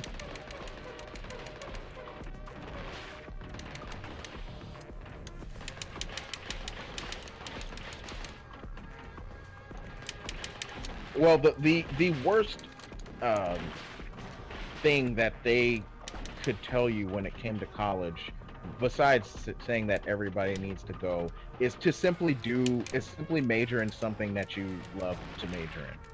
That was easily the worst thing that they could have told anybody, because then what's going to happen? Most of the time people are going to choose something that's easy, and then they're going to convince themselves that they're choosing what they love. Because as I look more at things, a lot of the humanities and liberal arts and all of that, a lot of those things are not like they're I don't want to say highbrow, but they're supposed to be like high class, or that's kind of where it originated from. If you're of a social status, then you are in the financial and economic position to appreciate the the value of art, or humanities, of literature, and all these things. And if you had to work to put food on the table, you probably didn't have as much time to care about those things. And so it not to say it wasn't important to you, but it just wasn't as important. And so as you see a lot of middle class people especially fall for this, although I've seen working class people fall for this too. But middle class and above fall for this because it's like, well, do what you love and do what makes you happy. And so they go and they do that because they can appreciate culture. They can consume culture and appreciate it and understand it. Whereas somebody who had to work while he was a teenager to help his parents pay the bills probably doesn't care as much about that, or they may care, but they're a little bit more realistic about things. Like, well, yeah, and plus there's like the aspect that even if they do genuinely love something, it may not be something that realistically is profitable within society, unfortunately. Usually life is not that simple. Yeah, and I had made this mistake myself, so I'm speaking from experience. But I would say the one difference is that while I was in college, I had started my career. So it wasn't like I was just going like a lot of people. They just go and then they just take classes. But I started my career as early as I could because I had older siblings who were going to college and graduating, and they were like, well, I got these degrees in business or whatever, and I can't get a job. And because all people want is experience, and I don't have any experience. So my thing was, okay, well, I'm going to do whatever I can to get the job experience now, so that having the degree is nothing more than a formality, which that's all it is anyway. It means nothing because my degree is very tangentially related to what I do, and what I do is so beyond that very few people would even know or understand. Yeah, I've made a lot of complaints and jokes about business degrees, so you won't pretend. I won't pretend that I think it's something valuable, but that's what they did. But that is, well, I'm not going to give away too much about myself, but there is it seems to be common in a certain culture and community, one that is otherwise known for producing a lot of athletes. So now that they've, at least in America, at least now that many of them have had the opportunity to climb the social ladder and can be in the middle class, the older generations are encouraging them to become whatever kind of professional they can, whatever they think is high paying and professional. So be a doctor. One school I went to was notorious for producing doctors, and so that's what they want. Everybody should be a doctor because doctors make a lot of money. So go do that. Or everybody should major in business so that they can become a manager, and then they can make lots of money being a manager. What they manage, nobody knows, but there's something out there that needs managing, and you are the person to do it. ITT Tech, I can say from semi-personal experience, shut down. So I remember all the commercials. That's what I remember. Yeah, I can't remember the exact story, but I know it had something to do with financial aid, and I think they were misusing I'm pretty sure there was legal action involved, and so eventually they couldn't keep going, and they're like, well, we're just going to shut down, and so that's what happened to that. Shut it down. But the problem with stuff like ITT Tech is they don't advertise themselves to the middle class. They advertise themselves to poor people, because poor people will fall for it. Because notice how they would focus on things like, oh, well, you can graduate in 2 years. Yeah. You can do this and you can get a job immediately. And somebody who's poor is going to think about finishing early. Put some hopes in that, I would think. They're going to think a lot about, well, I can finish early, and so that means I can immediately just start working and getting paid money. And so it appealed to them because they also. So the thing about middle class people is they at least have parents who can tell them, like, this is the kind of school that you're going to go to. We're not paying for ITT, and this is how it's going to go, and this is how it works. But with poor people, they don't usually have that, and so they just kind of tell them whatever. And if you go to ITT and you don't know any better, you say, okay, yeah. So that's how the for-profit schools definitely target those who come from low-income families, because one, they know they'll get financial aid, and at least in the U.S., they're federally or nationally accredited, and all that means is that they qualify for financial aid.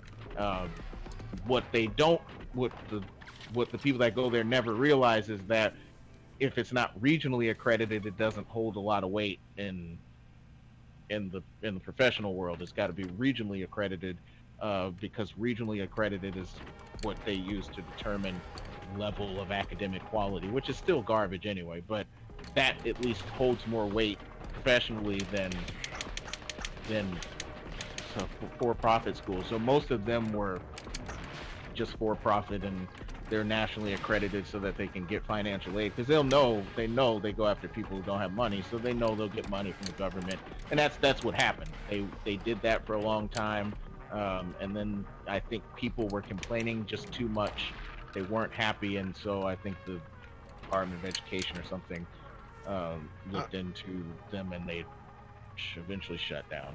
I wonder if I'm going the right way. I feel like I'm... Well, private schools are themselves are diploma mills, because any time you have a bunch of useless degrees, and that's what they're marketing, then they're diploma mills. Like NYU is probably well known for its MBA program. NYU is a private university, and an MBA doesn't really mean much of anything. All of those things that you learn in an MBA class, not kidding, I've even talked to people who have done MBAs, and they're like, yeah, just read these 4 textbooks. You don't need to get an MBA. Just read these 4 textbooks. And if my background is math, so they say, well, you're mathematical, so you'll be able to understand. You'll probably, the only thing you'll need to understand is the jargon, right? The jargon they use in business school. Other than that, you don't need to go get an MBA. It's a waste of money. And if you ever look at the tuition for a lot of these universities, and look carefully at where the tuition is highest, guaranteed at every school, MBA is the highest. It doesn't matter what it is. It can be something as well respected like Open University in the UK, a highly respected university. Still I think that is still the highest cost tuition course is their MBA course. Is this another secret item? NYU is probably 6 figures, if not very high 5 figures. What is it? Pennsylvania, Wharton I think is a school well known for their MBA, and they're all overpriced, and they all run pretty much the same way. Harvard Business School, of course, is a popular one, and that's 6-figure tuition. But they're all diploma mills. I mean, the only value of getting a Harvard MBA or USC or any of those is for the alumni network. And that's usually if you either want to get a job or you want to go do a startup, and you want to go to your old connections from college and say, hey, I'm doing this startup. Would you like to be an angel investor or whatever, provide seed funding or whatever? But there's still song and dance you have to go through for that. It just gets rid of the initial introduction you'd have to do if you didn't graduate from that school. But you still have to go through that whole process in order to even pitch them if you wanted them to invest. You know, nobody's just going to give you money. It just raises your chances. This is... Wait. Is that the secret that I never went through? I don't know. You can change the colors, apparently. It's like secret items that allow you to change the palette. But I will say, I know people that did go to those schools, and they are, and you're right, they're paying for the connections, and they're not even getting anything out of that. So it seems like nowadays, even then, the connections they're not worth all that money. Oh, So, I mean, you got to look at things what's your ROI. So if I spend this much money to go to this school, how long will it take me to make my money back on that investment? I mean, what's the reality that somebody's going to make, $400K in a short amount of time? Hashtag cancel student debt now. Oh boy, Yang 2020. Yeah, there you go. Oh, thanks for all the donations there, Omega. Appreciate it. It's my neat welfare coming in. What is it that Karen Strong called it? Hipster welfare. Oh, there we go, yeah. I'm feeling better already. Okay. Or Kevin Strong, as some people used to call him. Oh, where did that even come from? Just the whole I think just because manly-ish kind of, yeah. But yeah, as far as I've seen, the connections are not worth the price of that tuition. Oh, so, damn. Yeah, so if you're gonna go, then it needs to be for something that you would not be able to get any other way, or you wouldn't be able to get a job from. Like, you can't be an engineer, you can't even get the PE licensure without having an ABET accredited engineering degree. So you want to do that, then at least do that. Although, so you know, there's this big crusade about getting more marginalized groups in STEM. I saw. And I have to say, aren't they changing the name of STEM just for that? To STEAM, because because once again they're adding art back into things. I think Valve needs to step it up and take back their copyright. Like Nintendo. Yeah, they need to do like Nintendo. Protect your IP. But yeah, they're starting to add art back in because of it was a matter of time before they're going to do that. It's kind of corny. I mean, I don't know. Well, they just can't keep themselves away from it, because the reality of the matter is that what you're going to get is you're going to get a lot of posers. You're going to get people who say that they are either in STEM or want to be in STEM, but they aren't. They can't handle the academic rigor required to get some kind of science degree. So they say, well, you know,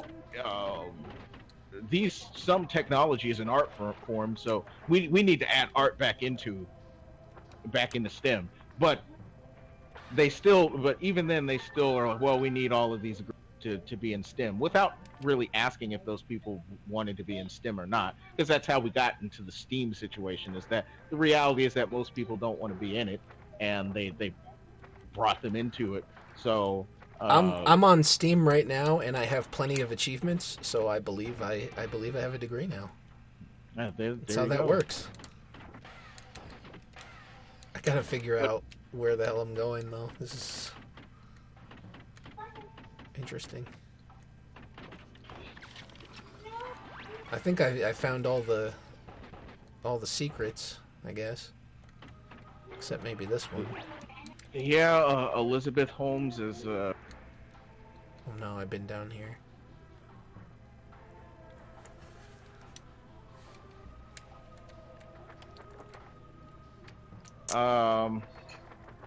Yeah. So that is actually, well.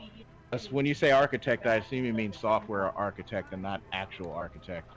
Because that is the unfortunate job title, or part of the job title I have. And yeah, I think a lot of those positions are going to become obscure anyway. There's a lot of political reasons for that, but what I've noticed, at least if you're product focused and you're like, well, I'm an architect for this product, it's basically a way of trying to be a manager. It's trying to be a manager without being a manager. So it's basically, I don't have to write any code, but I don't have to manage people, so I don't have to do performance reviews. Okay, I need to get out of full screen for a sec so I can actually see. Then I have a chance of pulling the game back up. But yeah, they push all these people into, they try to push all these people into STEM, and then Where's the Then Nexus? it's not even worth it half the time anyway because they don't even know what they're talking about. Like I remember when I had Twitter, there's that one lady who was like, "Oh, I'm in STEM," and I asked what she's in, and it's like, "Oh, well, um, I did forensic science." I'm like, okay, that's I mean that's STEM that's science in the way that political science is a science. Cartridge. I got all these stupid cartridges. What else is there? Health kit. But I forgot what I was going to say about STEM. But it was some attempt to. It's all a lie, basically. And that's where I was going. I just don't remember. I don't remember what I was trying to say there. Okay. Corporate culture is an excuse to not do anything. It's I hate whenever people are like, "Well, we wanted to introduce this change, but we have to see if it fits with company culture." And it's like, well, you know what'll make sure that it fits with company culture? If you get a new CEO that says you better do this or you lose your job. Like funny then how that changes things. Like, well, people can quit when things become uncomfortable, and people will only quit when they have another job I mean, lined that's up. that's kind of it's kind of silly anyway because you literally made up the company culture. So if you like, you could just change it at any time. It's completely arbitrary.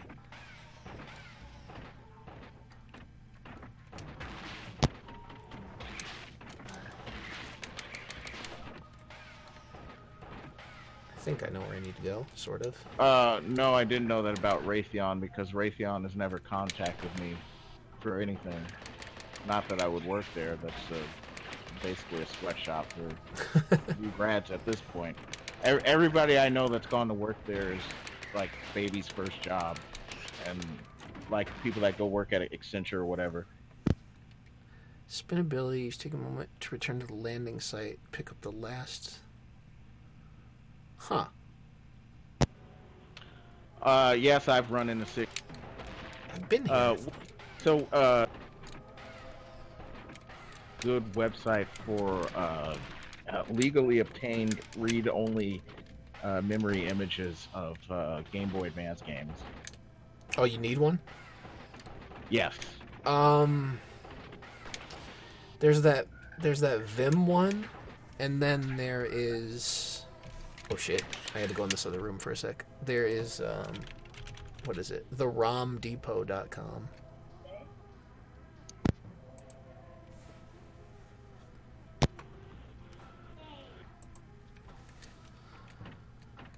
All right. I just found another plot twist in this game that I figured was going to happen. In Octopath. Yeah.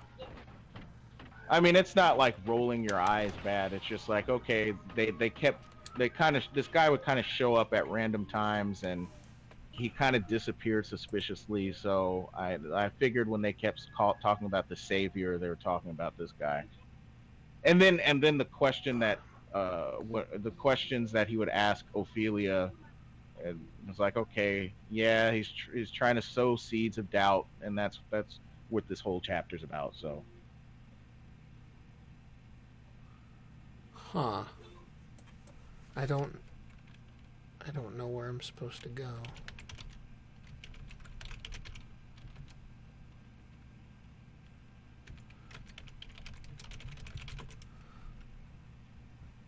I know I need to go. I need to find a frog, apparently.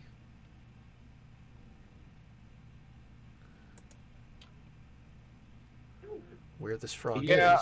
I had to take a whole class on uh, well, it was called statistical quality control, although it was anything but that.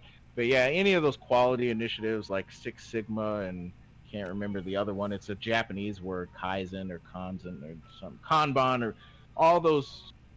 What is it? Malcolm Baldridge, whatever one he did. How the hell do you get there?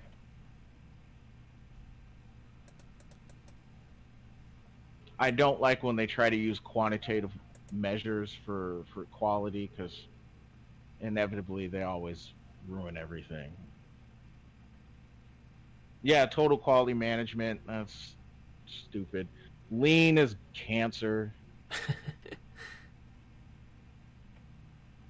I remember when lean was a big deal, 2008. Every lean startup, everybody was trying to be lean. It's just like because I think 4 Day Work Week came out around that time, so everybody was trying to do that too. 4 Day Work Week, uh, lean, lean startup, all these other stupid things. Value selling. I need to go to the Nexus area, and I don't know where it is.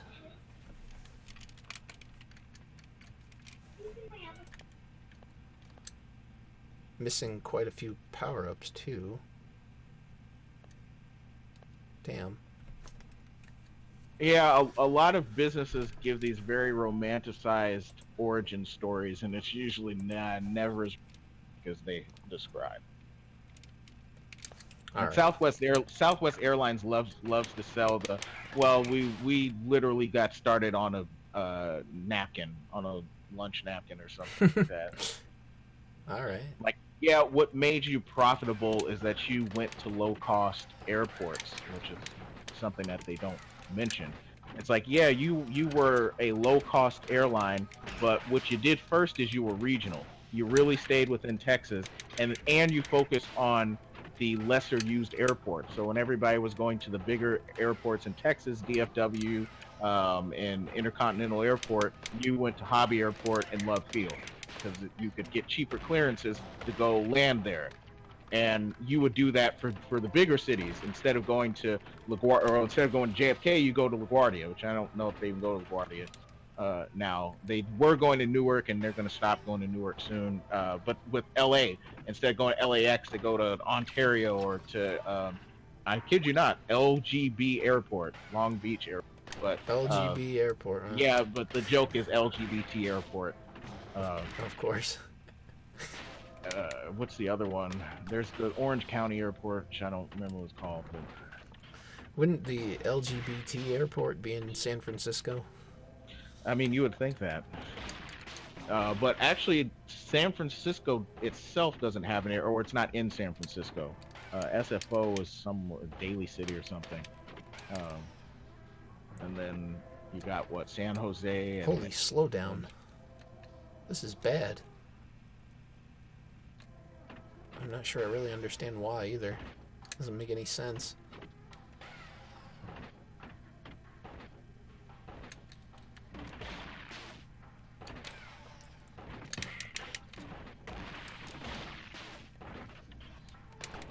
Oh, Primrose.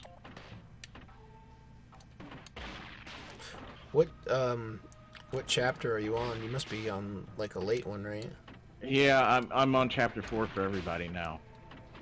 I wanted to get the last few people to level 45 because they were pretty close. That was a recommended level, so I tried to get everybody to at least 45 and then start the chapter I wanted to first that I liked least, or the character I liked least, which is Ophelia. Yeah, I don't remember what I did, but I think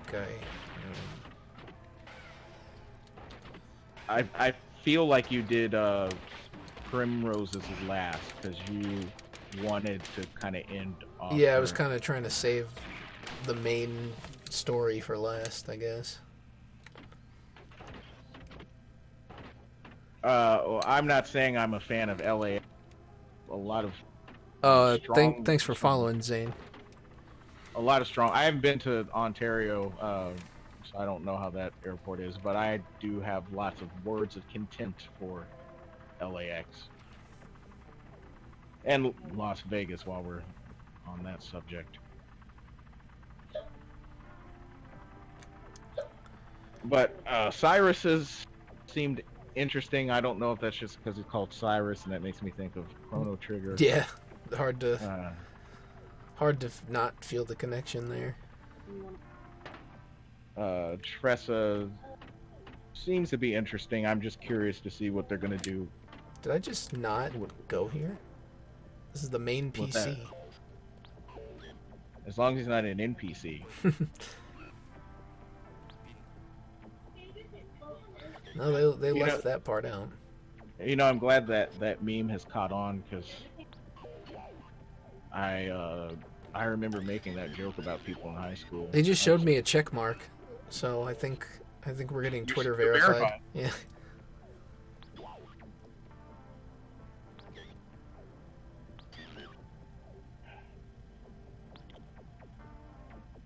Because every time somebody makes an airport, they always have these visions of grandeur about what it is that they want, and then things happen that change things. Like an airport, like say Miami, which is cancer in a box. I don't like Florida at all, and I do not like MIA. But MIA was one of those rare airports where the food court, like in Kansas City, the food court was outside of security. So American Airlines has their hub in Miami. So if you wanted to go get something to eat while you're on your way to whatever destination in Latin America, because Miami is a hub for Latin America, you have to leave security and then go back through if you want to get something to eat. And guess what? Burger King is headquartered in Miami, so if you want to eat Burger King. So I've only been to 3 airports. Both of the ones in around the city and New York City, that is. Yeah. And one in North Carolina. I forgot that you have to clarify that. Yeah, I usually I just say that and everybody knows, but there's like people from all over, so. Yeah, well, calling it the city is it's a state thing, because I think in Louisiana, New Orleans used to be just the city, so it's the same thing there because it's the biggest. Yeah, it just depends where you are. Yeah, like here, if you said the city, nobody would know what you're talking about. I've only been to SeaTac once, and that's for a horrible interview with Amazon.com, and I will never work there, thanks to that. But I was just so ready to leave that I didn't care about how bad things. Okay, flowed. here's the frog. Yikes! Uh-oh. Here we go.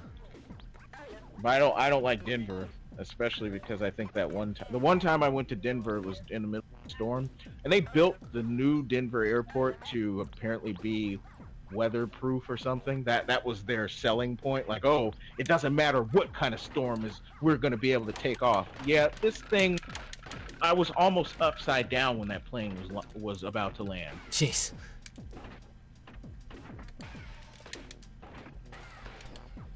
All right.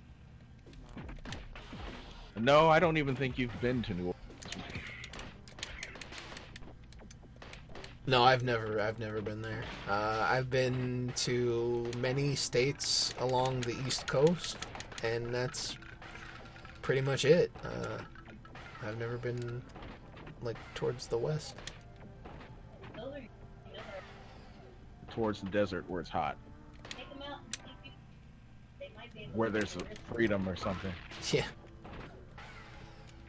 Because Arizona's full of freedom, even though Arizonans are complaining about how it's getting cucked thanks to Californians. So you can't be both the freedom-loving utopia that they claim and be cucked because of Californians. Okay, I feel like I'm wandering into areas that I don't really belong in right now. Here there was a guy that had a bunch of bullets because he sells guns. That was his business.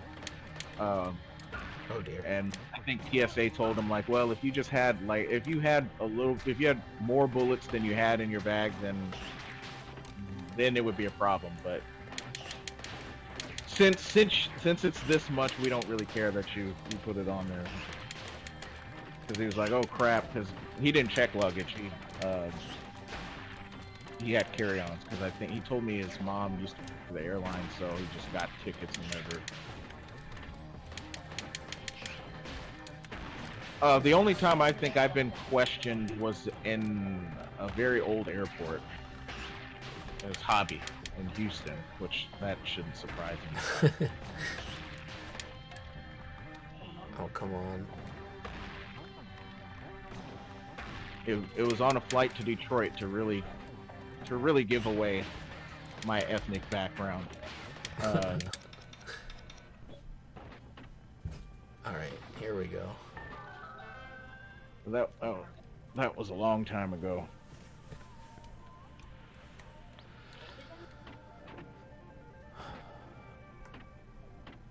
Yeah, I haven't done any traveling in 4 years or so.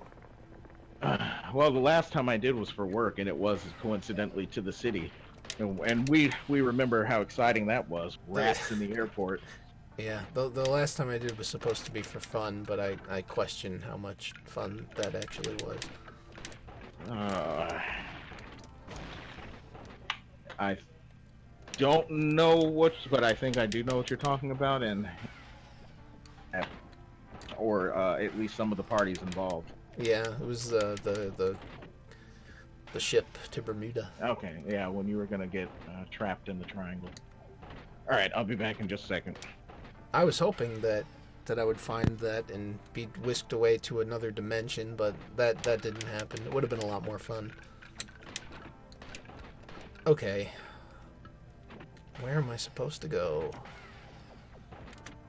Is there something on this platform that you're supposed to do?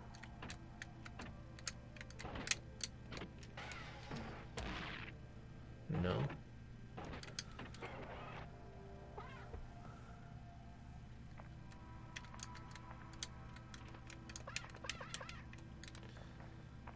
Nothing. Huh.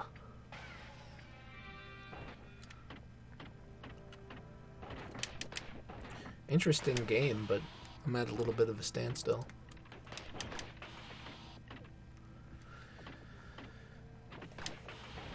Maybe I need to power up this elevator.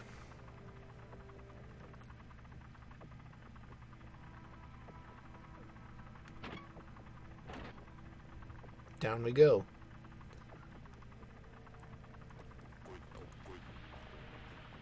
Oh, I don't need to go here. Shit.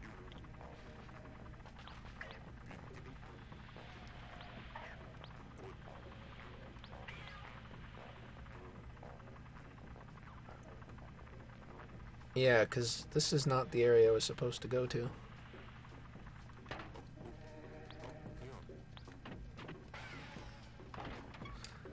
Well, I can always go back if it turns out I can't really explore anything.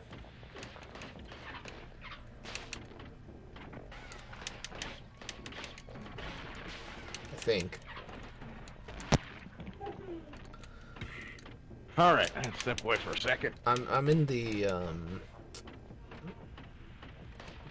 lava area, but How can you tell? I don't know if I'm supposed to be here. Well, it's the heater core, and the graphics are all Oh yeah, they're wavy. Yeah, as though it's like hot. Well, I decided that was enough Octopath for now, so we're gonna look into making some Mario levels. I haven't done that in a while. It's funny because I should probably stream that. Because I've seen some people who are like, man, I can't wait to move to California. And it's interesting because it's always like, well, yeah, there are so many people that are trying to leave California. And, Branching Blazer, that's mine. Yours is Magic Koopa Mayhem, I think, right? Yeah. Okay. And there was one other, I think. I forgot what I called it. Ice Mole or something. Mole Madness. Something like that. I go for the stupid thematic names. Oh, I like the Mario 3 designs, but I think I'm going to do a Super Mario Brothers level. Just because I like some of the level designs.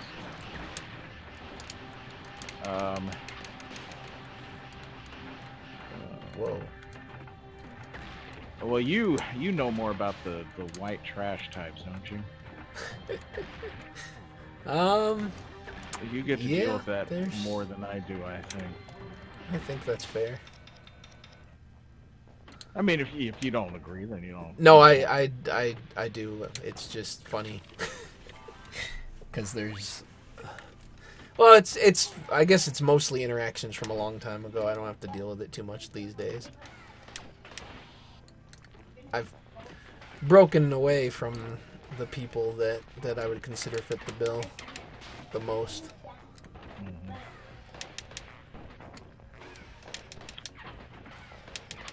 Yeah, but those guys are very fun to laugh at. Ice cream sandwich. What? This doesn't look safe at all. How am I supposed to explore this room? Oh, I'm using Toadette. Isn't that a problem? Yeah, it means if you play multiplayer, people are going to try to kill you more or something. I don't know where they come up with this stuff. Yes, you can. Okay, well, not knowing how to use her and not being able to use her are different things.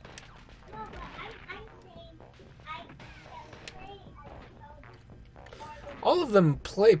Don't all of them play pretty much the same? And it's just kind of like yeah, they all play the same. There's no difference. But... Yeah, that's sort of. I mean, I guess there's a reason for it, but it's sort of like a missed opportunity because it could kind of call back to Mario 2. So that's interesting. Okay, I don't think I'm supposed to be here yet. I think I need some kind of special item or something that allows me to, you know, survive the heat. I am missing like 6 upgrades, although it seems like 3 of those are weapons and 3 of those are abilities. Is there a reason to keep saying Negro? Are we in the 1860s or something?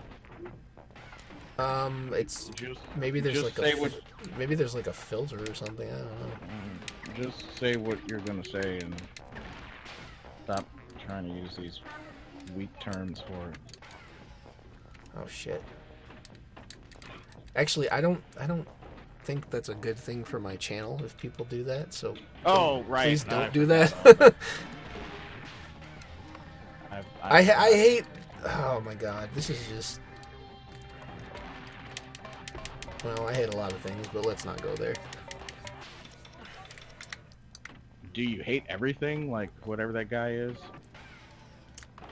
Yeah, that guy stole my name. And that's the story I'm sticking to. I don't believe that that's the reason for doing it, though.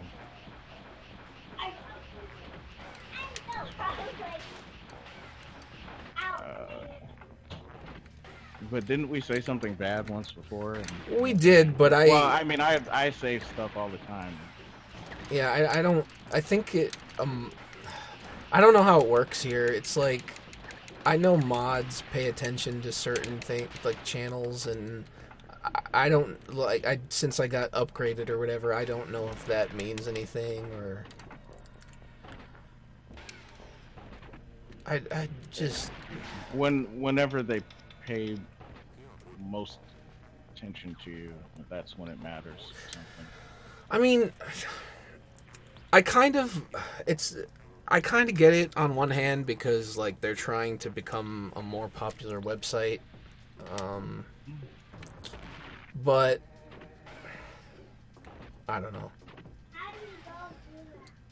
It's one of those stupid things of practical versus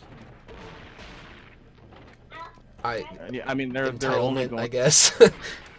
Because if you think about it, I mean, as much as I hate all the stupid, like, oh, we have to dance around all these things, we're not really owed that at the end of the day.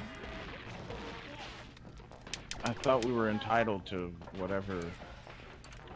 I mean, it'd be nice if there was a place that was just like, oh yeah, I don't give a shit because it's just a stream, whatever happens happens, as long as it's not like people sharing, child-related things that I honestly don't even like saying because it's just so disturbing. Yeah, I don't think any place like that. But then there's like the flip side too, where it's like people tend to overuse certain things just because they can, and then it gets like it just gets overdone.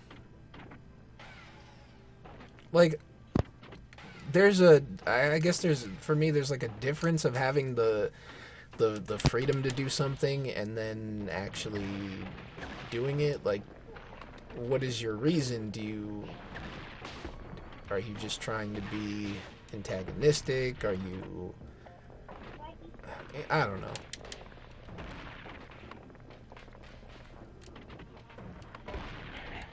Oh, it's always people trying to be antagonistic. The spamming thing is the thing that really annoys me, because then it's like people... What's the point of even having a chat room? And I do understand that when there's a large channel and it's like there's people all writing things that maybe they actually want to say, and it's not just like spamming the same words over and again, that it still tends to look like spam just by the sheer numbers. But if it's just like random insults over and over, and it kind of like ruins the point of having a chat room in the first place, that's where it's retarded. Am I even allowed to say retarded? Not anymore, no. I don't know. I didn't even know what to say when I saw people say we need to start calling it the R word or whatever. Like, huh? Well, the thing that always bothers me about those things is like, you're still, at the end of the day, at the end of the thought, at the end of the sentence, you're still thinking the word. I mean, we know what it is. No, somehow when you don't say it, we don't know what the word is anymore. It's like the word never existed. Yeah, I mean, that's funny though. It's like, because if that were true, then you would the only way to describe the word would be to say it, because then there would be no reference. It would just be, it's that or it's not. Yeah, it's dumb. It's a strange thing. I mean, I'd rather people just say the word, because I don't like when people... Well, I get that. Try to make like these cute euphemistic terms, like, we know what you're saying. Stop being a cuck and actually just say the word. Like, I'm not gonna get offended because I don't really care what some sanitation engineer has to say, but just say it. It's not funny. Yeah, like you said, it's not funny when people keep spamming the same thing over and over. Yeah, it's like it ruins any potential that it even had to be like remotely entertaining. If you have like a joke or something and there's a purpose, like that makes sense, but if it's just over and over because I don't even know why. Like, honestly, I've never thought to go to a chat room and just like do the same thing over and over again, so I don't know what the purpose of that is or what makes it fun, but I mean, you're also not 12 years old, so I guess. I mean, but I don't know. I don't even know if that's a reason, because even back then I had AOL chat rooms. Yeah. It was just ASL. But it was more fine to just that. So it wasn't, you didn't have to deal with random strangers saying things that are just annoying. Like, you could just not listen to them. But as far as I've known, the concept, at least for the place I've been online, free speech on the internet has never existed. Because, except when like 4chan came out, because I remember when they announced it, like, oh hey, this is a thing called 4chan coming out, or that it just got released. But back then it was forums. So the dumbest thing, and I don't even use the site, but the dumbest thing is like just seeing everything get blamed on that somehow. Like everything wrong with the internet somehow traces back there, whether it's like relevant or not. I mean, I remember when it didn't, and so Yeah, I I kind of honestly, miss. hadn't even heard of it for a very long time. And when I I did, it was remember just it. like, I know it's out there, but it's just not something that I do.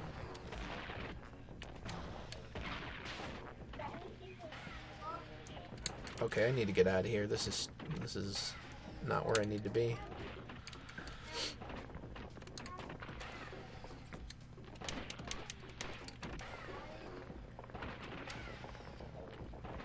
Free speech has never existed. I guess, in a sense, that's sort of true. Like, there's the concept, obviously, but Yeah, it's at least as far as I know, it is not. It's never really been a thing. It's like it's free speech up until the point that I don't like what you have to say.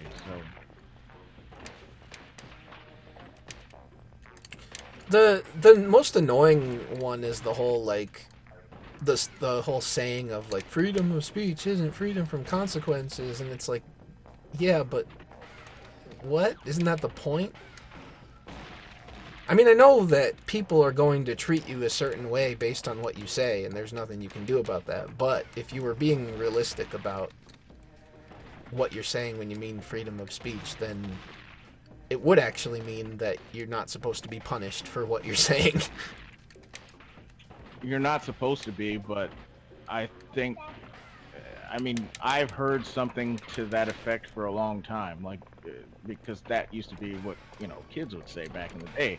Well, what about my freedom of speech? Well, your freedom, you're not entitled to it if you're not following whatever stupid rules or whatever that we have, and so I can't. And the other dumb one is like the whole thing where it's like they have to explain like, well, actually it means you're allowed to criticize the government without being arrested or punished, and it's like, yeah, So but you know what the fuck we're talking about, and you also, why would you stop there? Like, why would it be okay that instead of the government, it's mega corporations that can stop you? How is that better?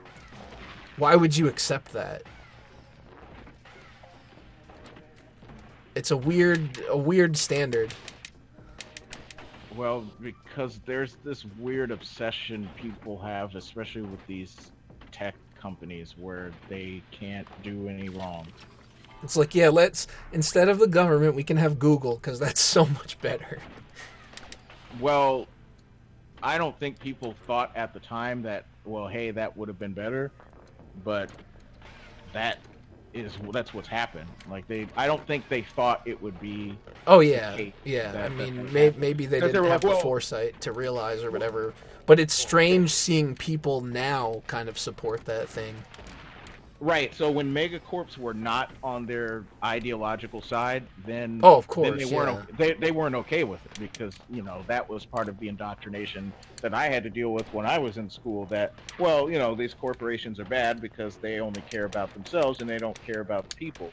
And then and then Google comes around and like, well, we said don't be evil, and even 10 years ago people didn't really believe that about them, but the insidious thing is when you can kind of gradually do things and nobody really notices what's going on, and then that's what happens. So you can have Google and whatnot say whatever, and people say, well, yeah, okay, that's it. I agree with it, so it's okay.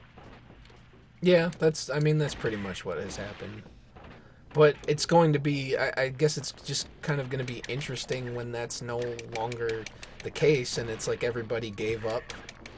They already gave up those so-called rights because they thought they agreed with the popular narrative. Well, it's always going to come down to an issue of hindsight. Well, we didn't think that this was going to happen. Well, why would you not think that would happen? Man, it's like it sticks out for good. Did I trap myself in here? Because I can't get back up the regular way. I think I did a bad thing. I wasn't supposed to come here.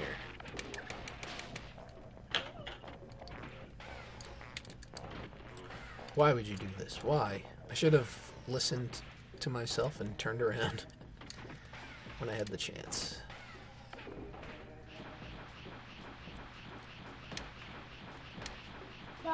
too little, too late.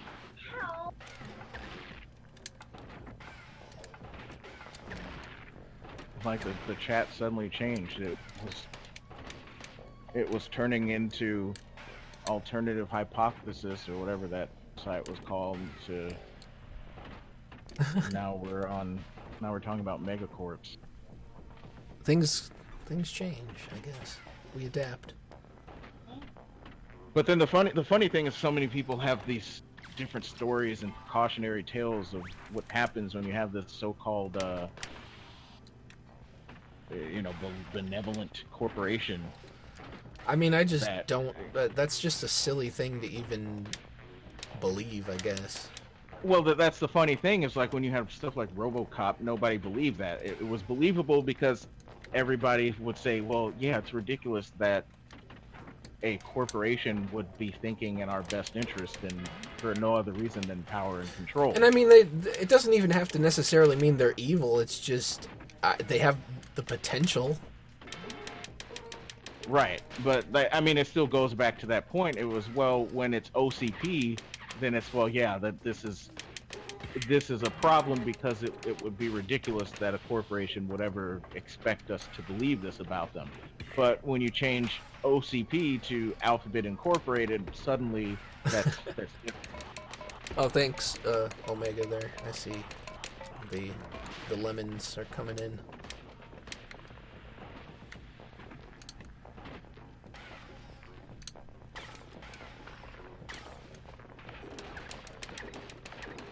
So I'm trying to design one of those levels you don't have to jump, and I think I need to play some or see some to get some inspiration. I mean, that is the major point of from at least a tax and legal perspective of having a corporation, because otherwise, well, that's not the only reason. Some laws prevent you from, if you have, say, an LLC, some of them, which I think is stupid, but sometimes they prevent businesses from being a partial owner or some stupid thing like that. A furry popsicle? That doesn't sound right. Oh boy. I may be wrong on that law because it's not a state that I lived in, but I just looked at it and was like, well, you can't own a percentage of this LLC as a business. You have to be an individual. I think it's silly. Why would you do that? Well, this is wild. I think I have to watch the ceiling along with this. For some reason, this guy reminds me of a thwomp, speaking of Super Mario Brothers. I mean, the room reminds me of like a Mega Man. Yeah, that's true. Oh, damn it. I could have easily dodged that, and instead I walked right into it.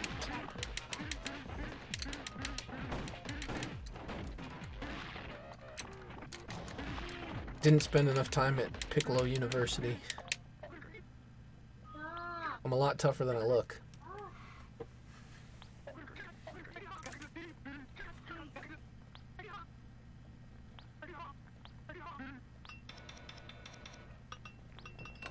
Did I cool this place down? If people had spent more time at Piccolo University, we'd be in a very different situation. The joke is dodge, folks.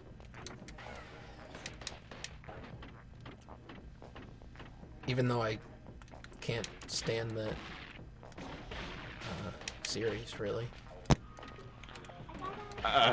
It was tolerable in the beginning. Yeah, in the very, very beginning, yeah. There were some things that I thought landed pretty well.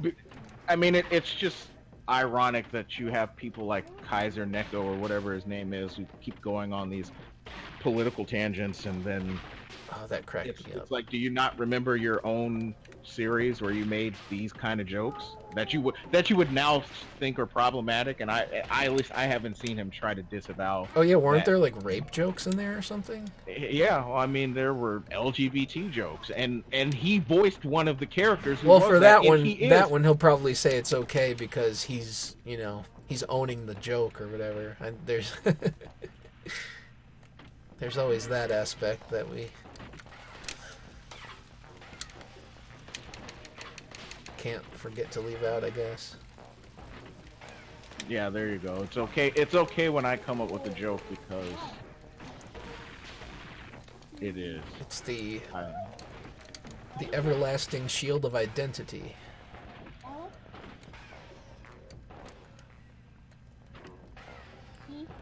Okay, so I beat the boss, or a boss. Where the hell am I supposed to go? Because I don't see any indication of that. Maybe something that I need to go into broke as a result. Is it the internet that broke? Speaking of which, I heard somebody make that stupid remark, like, "Oh, this so and so broke the internet lately," or something like that. And it's just Yeah, I saw that. I also saw one of those like, "Oh, you win the internet today." what does that mean? Do I get control of everything then? I may not use that power responsibly. Just saying. Well, if we've learned anything from corporations, don't use any power responsibly. Even though they always tell everybody else to. Well, can you? The most oxymoronic thing next to Microsoft Works is corporate responsibility.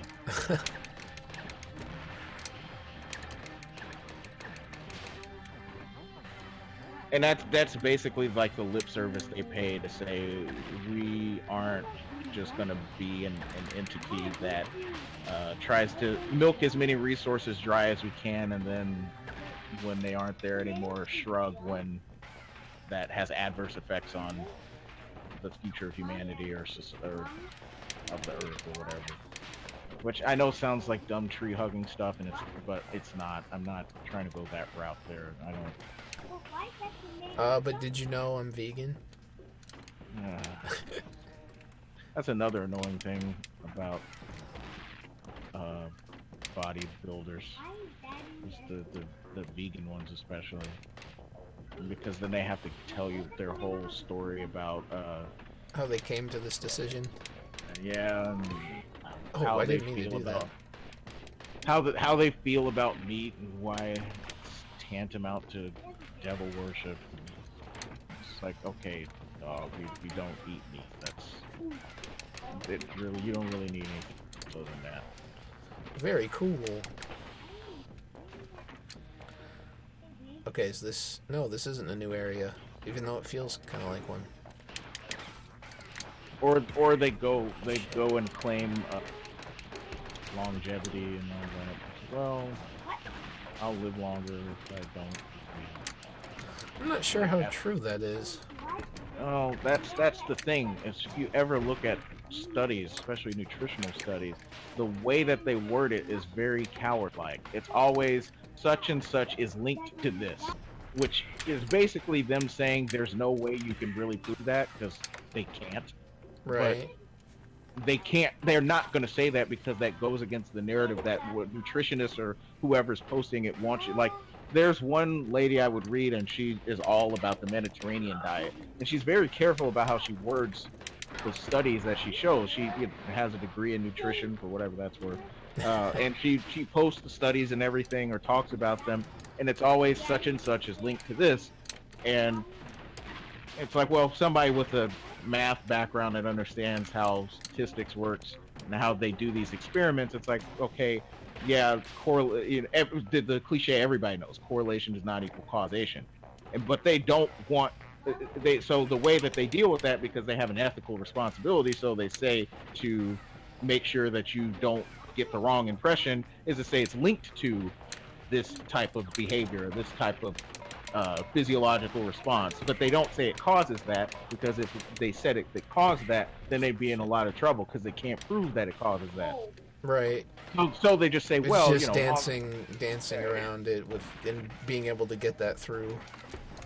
Yeah, so they'll say, well, longer life is linked to not eating meat, and then that's their workaround. Like when supplements or something like that, they're like, this is not FDA approved, but they'll tell you what they think it does or whatever. And that's the way that pretty much every study is. So when people, I mean, you did this before. You and I talked about this a lot back in the days when the skeptic community was a big thing, and because it was always about, well, look at this study, and it's like you can find a study that proves whatever narrative you want, and it's like, and every study is the same way, and they all have an analysis, and they all have some caveats at the end that nobody ever reads, where they say, in a perfect world, we would wish that we could have this so that we could make draw better conclusions, but we can't do that because sometimes the sample size that you would need in order to make a real conclusion is way too big for you to draw any kind of conclusion. So we did the best we could with what we had. So they'll make excuses like it almost every time. It's if we had more time and we had a bigger sample size. That's usually we every need time. more resources, please. Oh shit, it's the other boss. Oh, this one's different because he has a mustache. I see. I ended his brother's life prematurely before he had a chance to grow a mustache. Apparently the old saying is lava is thicker than blood. That's a new one. I like it. Oh shit.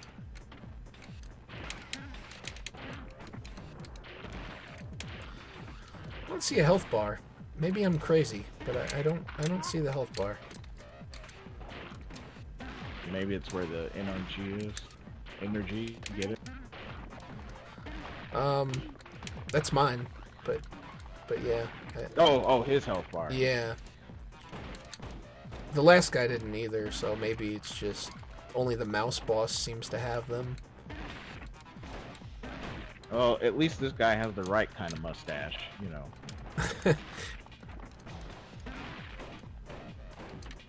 Is he allowed to have that? I don't know.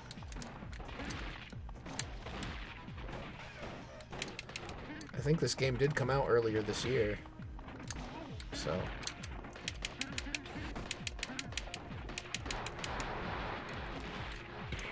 Oh shit, I wasn't paying attention to that. Some kind of floor attack.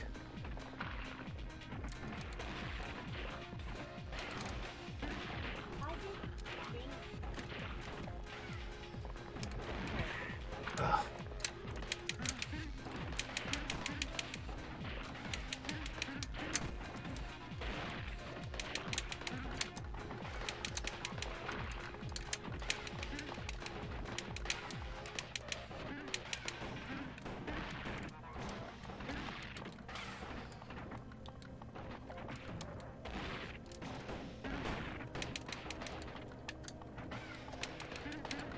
I'm in focus mode. So you're playing Thief 4? Yeah, but this is some poor stealth. I walked straight into the room.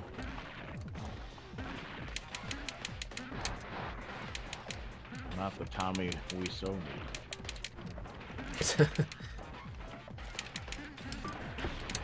Which is a hilarious movie, and we need people to tell us their opinions so that we can formulate our own. Time to become a movie review YouTuber, and that will be the first video, of course. There's definitely not enough of those on the internet. Yeah, I don't really watch movie reviews or reviewers, so I don't get the appeal that some people have in them. No, I guess I don't really either. Some people are like, oh yeah, I love so and so. Like, I don't care. Some people I'll do it but they make jokes and they're not really. Oh yeah, if it's not a real review. I mean, there's some people that can be entertaining. But if it's like supposed to be serious, I don't really require. Either I like a movie or I don't. It doesn't really matter.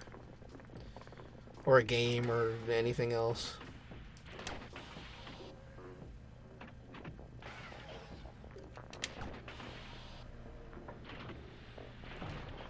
Yeah, I don't know who these guys think I am.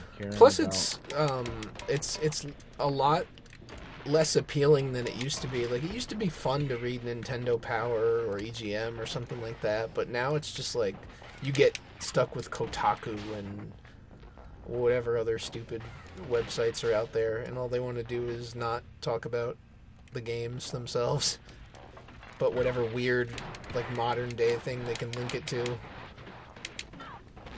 and somehow think like they're more intelligent than everybody else for doing it. Oh, those are the best ones. I mean, it reminds me of the when people were trying to make map a term, and you had those people come out, and they were immediately they try to go straight to that path, like, oh, we're better than you. We acknowledge that we're stupid. Oh, okay. We acknowledge that we minor attracted individuals, and you don't, and the implication, of course, is that you no. The implication is that I don't, because that's the truth. I don't. Whereas they're like, oh, well, we admit what. And here's a study that shows that this is a valid orientation or something.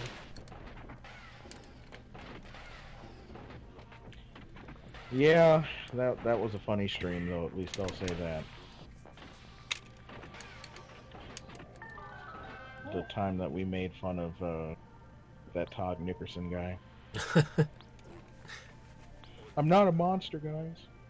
Wait, what is this? Press R to use it. Zip past obstacles and zap through barriers. Okay. Well, that's something. Phase. Oh shit, I didn't mean to do that. No.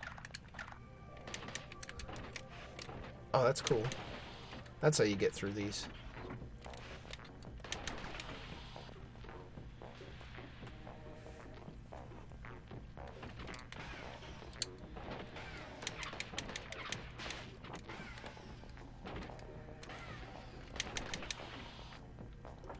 So the moral of the story is just to remember your training.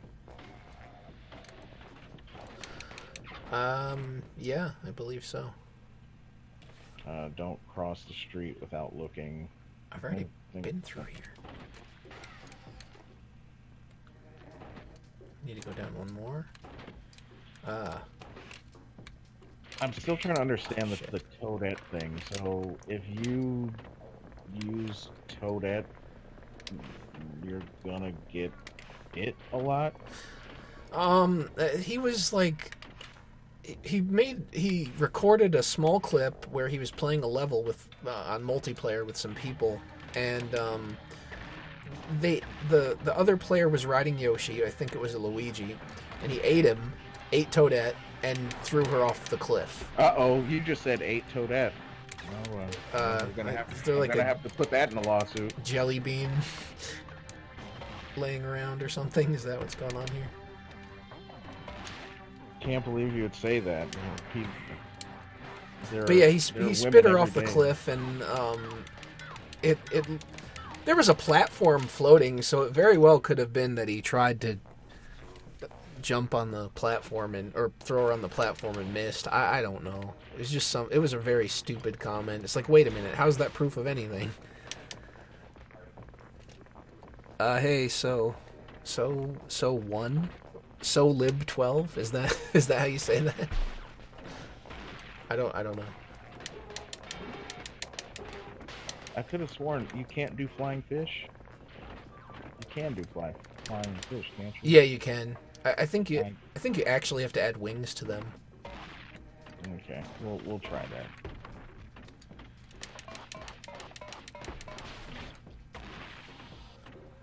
Not like the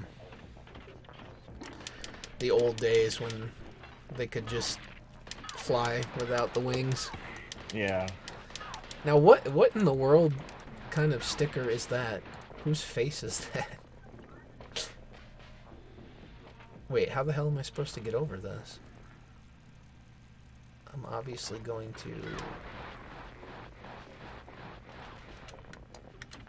Because even if Oh, wait. Gotcha. There we go. You gotta use your skills. Gotcha life. I didn't even know that was a thing until...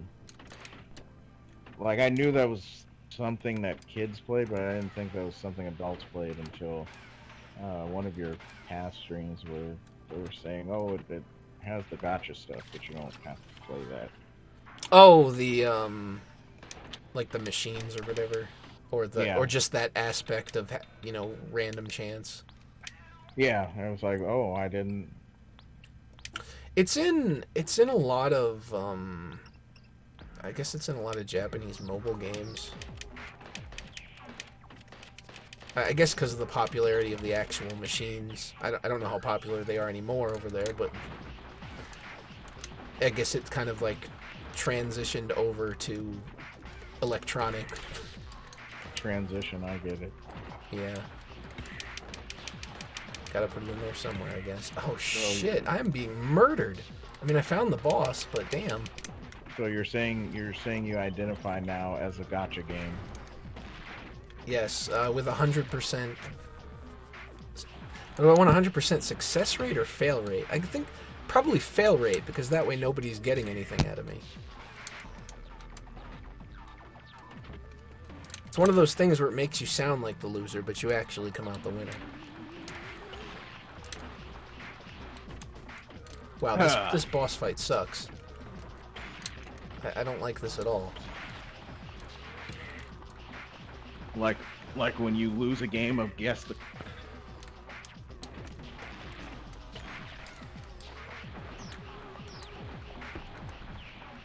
I've barely done any damage too, so I'm definitely not winning this one.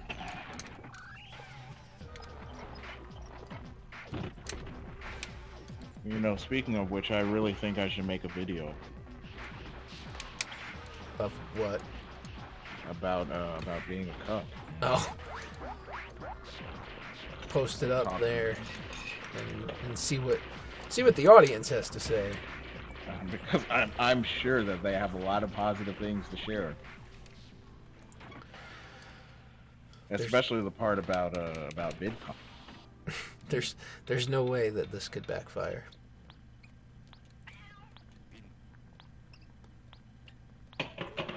I think I'm doing this out of order. I'm going to appropriate some culture for a minute and eat some spaghetti. There you go. But then again, it doesn't matter if I do. Oh crap! But I'm giving you a 1-day pass, so you can appropriate my culture. Okay. Well, you can redeem it for a 24-hour period. That seems like a fair trade.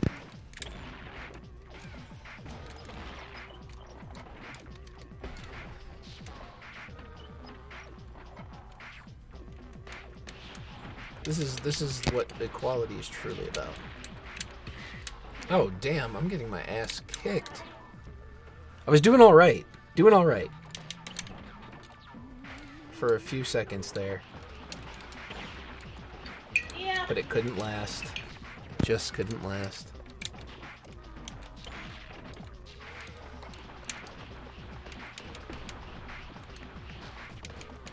Oh shit.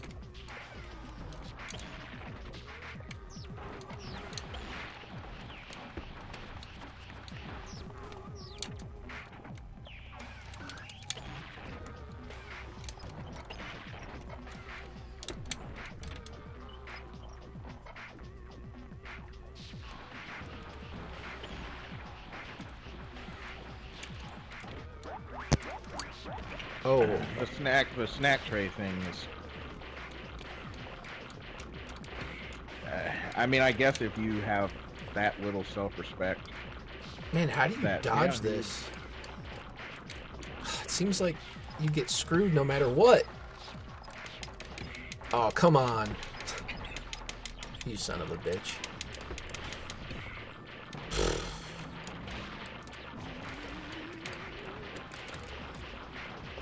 Can I hide under here?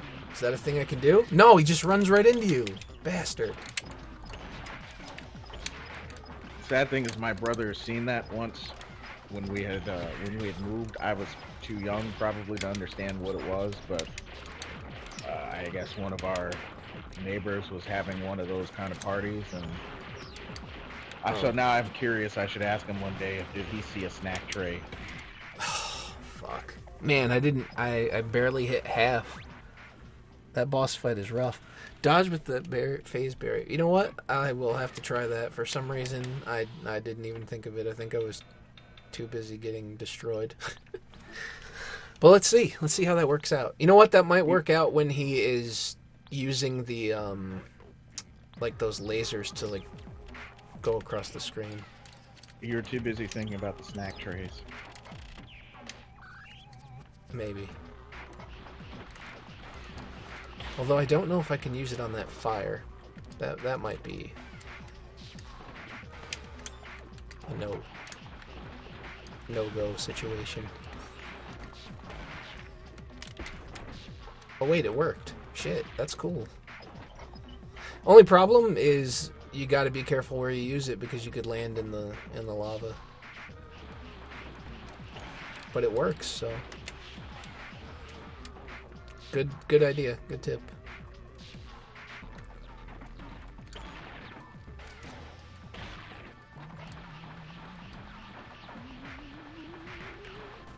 It was actually cool in this room when I started the stream, but now it is much like the level.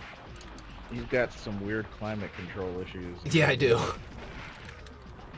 It's like the window is positioned in a spot where the breeze doesn't really come through, so. Can we blame Trump somehow for this? I think so. For affecting climate control in your room? Oh shit. I mean, I think that would only be fair if we did that. Thanks for the follow, LOL Omegle, I guess that is. Oh shit. That only gets you through one. Man, I took a bunch of hits now. That was going really well for quite some time. Okay. This claw is absolute cancer of the highest order.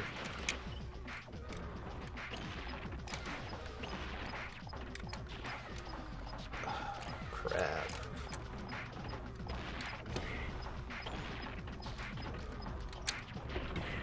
Oh, come on. That's not right.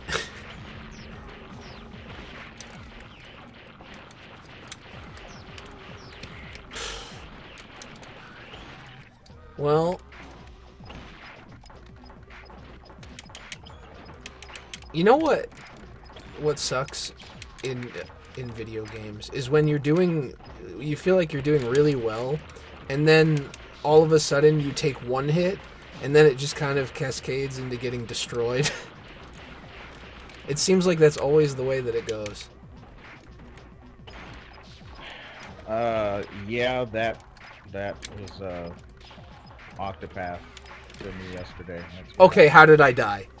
I definitely phased over that. Alright, later, Omega.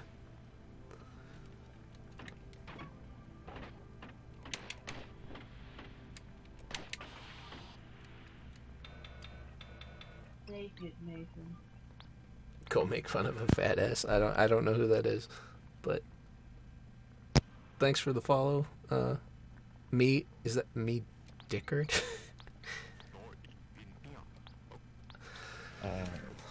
Me, Descartes. Yeah, I guess that's a better way to say it. Dickard. I get it now. Chad and gamer, there are two terms that do not go together. At least if we're going back on ye old days, you were considered a TFS term, a freaky alien genotype for playing video games. I do remember those days. And I bet you he came up with that term too. Unless it was sports games. Yeah, if you were playing Madden, then it was okay. And eventually playing But if you played Final Fantasy, Yeah. what a queer. Yeah. That's exactly what you were. I don't know who came up with the rules. I just know what they were. Yes, I am assuming your status because I've learned that people in marginalized groups are allowed to do that. You status assumers. Because like every time you say that to them, they're like, "You're assuming my gender." They never respond, and then they eventually block you. Because they act like you're just saying a meme now, even though that's legitimately what they did, but complained about it when someone else did it. So it's kind of funny.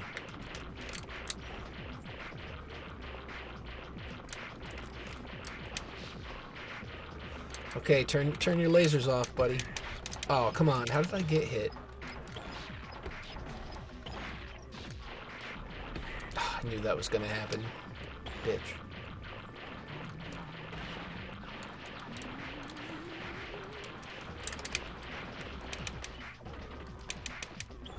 Boy, this mouse has some... This is like way more elaborate than anything they did on Tom and Jerry. I think it's time to call up MGM and let them know that it's time to sue some people for copyright infringement.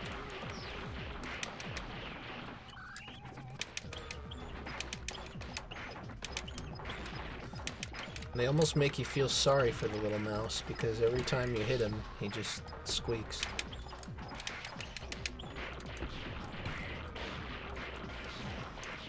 Maybe you feel sorry for him. Yeah, it's definitely a me thing.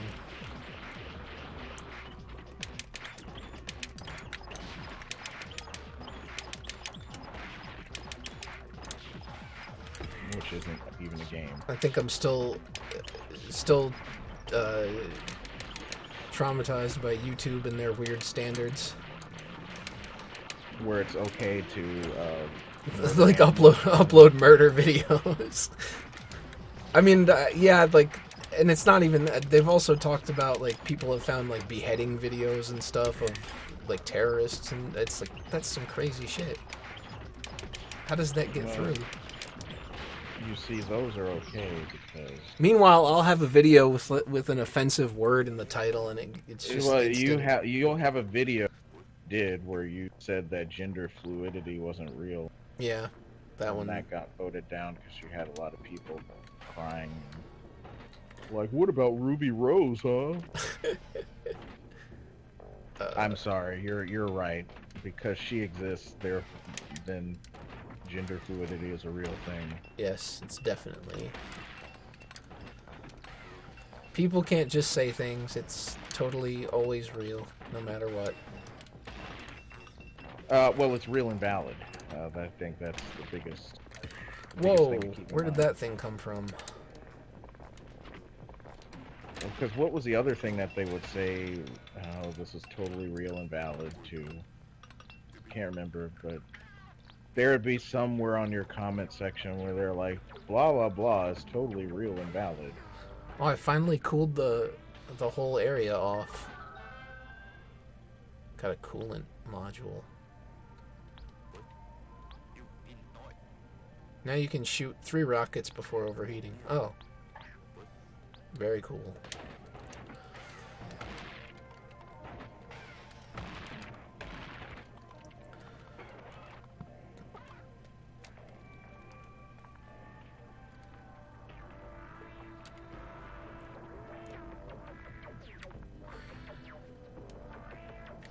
There's been a couple of, like, where the hell am I going moments, but overall, this isn't too bad.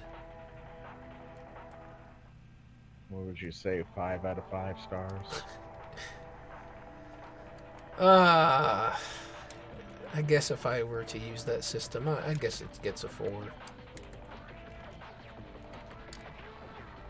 I mean, that's It's remember not literally perfect, but remember when my friends were creating a gaming website I do remember that. Yeah. They were like, well, you have to do it. You have to put a score in there, or can't go to PAX or whatever. It's like, That's a weird yeah, standard. Is that real? I don't know. Just they said it, and that's all I have to go. I hardly believe. Yeah, you know what? I don't believe that, because I don't think there are plenty of modern sites that go to those things, and they don't use numbers anymore. I mean, I guess it's possible they just had some weird idea that was true, but I mean, it could have also just been a way to like get people to follow orders and justify it. Well, there was some other thing that they said that was stupid too, that they wanted me to believe was true. It's like, well, we have to do this or we can't. Oh, when they wanted to create a gaming studio, and they're like, well, we have to give it some hipster sounding name or people won't take us seriously. And I'm like, where did you learn that from? Well, this dev at this other indie studio. Oh, I'm going to trust a developer on what works to make a business successful. Yes. A guy whose job is creating code for gameplay has a lot of business sense. Not a producer or director or any one of those kind of titles where, yeah, I could see that to be more plausible, but somebody who, you know, was probably our age at the time and didn't know any better. Like, oh no, you have to give your studio a hipster sounding name or other companies won't take you seriously. I assure you, I've never spoken to Roosh. And wow, that's an insult to me. I don't know if that's worse. I've actually not even. I don't remember what his voice sounds like, so I don't know. That's worse than being told I sound like Proto Mario. Well, that was weird, because how could we both sound like? Could we both sound like the same person? That person was very exceptional. So true. His like, what wasn't his first set of comments about ninjas in Final Fantasy games? Yeah, like how ninjas didn't belong in Final Fantasy games or something. It was just really strange, and it was a very obsessive kind of tangent. Yeah, because he would go on multiple videos, continue the discussion that he was having with himself. Yeah, because I don't even know if I don't know. Maybe I responded to one of them before I knew it was going to be an ongoing thing, but I don't really remember paying it much mind, other than just like, oh, this guy's going on it again.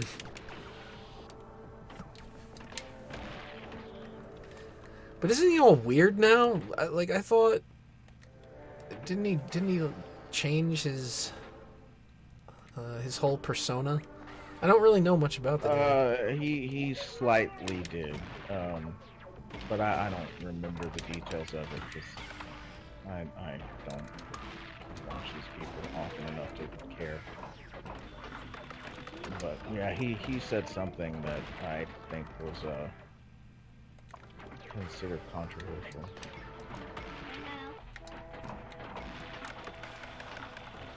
Okay, where am I going? Because this is... Oh, you don't hear Super Mario Kart every day. I haven't heard Super Mario Kart in quite some time. Yeah, those were the good days. Well, they were the good days to me. I feel about... Yeah, that's what I remember seeing. I remember seeing some tweet where he was talking about like how something women did was solely for male attention or something like that. I don't remember. It was some stupid thing that blew up. But I mean, all you really have to do is make some kind of like generalization about women, and that's enough to set many people off. I mean, that's all I do anyways, just make generalization about women. Generalizations. It's just silly. I guess I don't understand why some people just don't seem to understand the concept of a bait post. Great bait, mate. I get up here or what?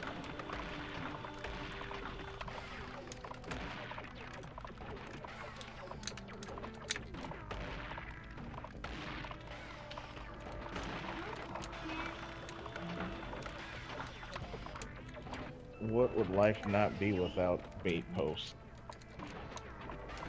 This is true. Like that one person who was like, "Oh, $550 an hour,"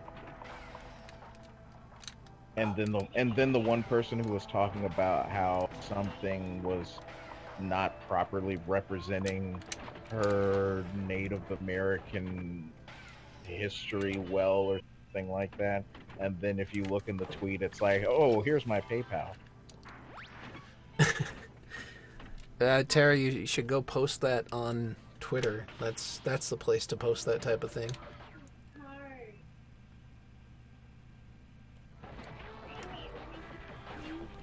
I mean, they really lax their policy, so. I can't get up there now. I recommend Twitter for any ideas that you may have.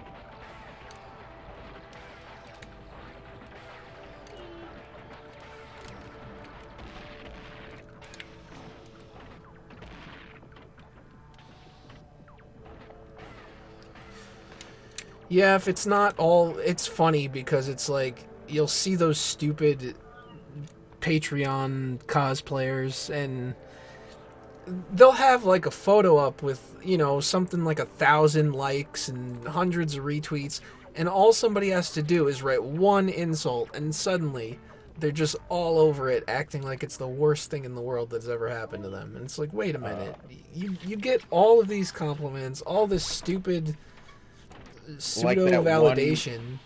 Like that one artist lady who was like, "Oh, life is some people made fun of my art or something." Yeah. It's like, you got made fun of, okay. I guess that sucks if it's something that you really like doing, but you also have all these people supporting you, so it just makes it look like no amount of support is ever enough to really make you feel okay with yourself. Well, when it comes to those types of ladies, they always have orbiters, and that's their job. That's what they are not paid money to do.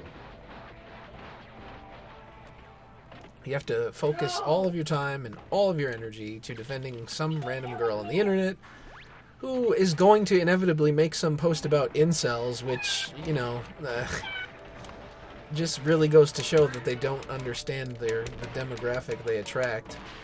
It's like, wait a minute, how is it? Well, they do, but it's like the whole pay pig phenomenon. Where it's like they call the people that don't support them that, and it's more, in my view, somebody who sits around and pays some random girl online to take pictures. It's like, no, that's the person that's probably not getting any dates in real life.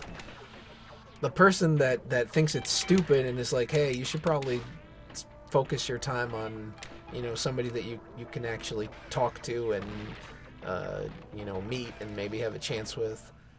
That is not the person that I would peg as somebody who's not getting any dates or whatever. They're definitely not getting paid.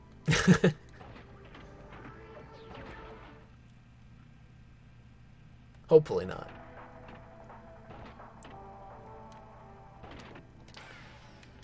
It's just a weird, twisted mentality. The A button. And it also always devolves into the whole, you know, you're hating, you hate women. And it's like, no, maybe I just don't like you. Yeah, there is a thing is like.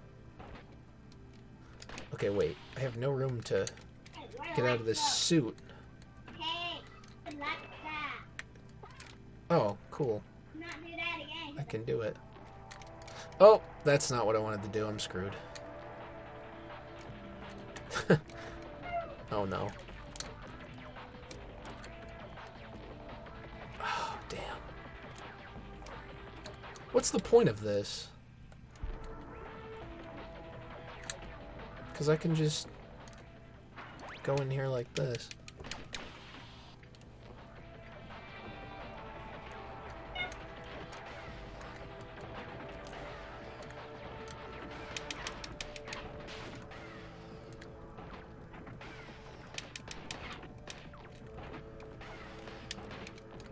And didn't somebody say like getting nudes for free or something was Oh, it was like it was rape yeah, because you didn't have the consent or to receive the photo or something.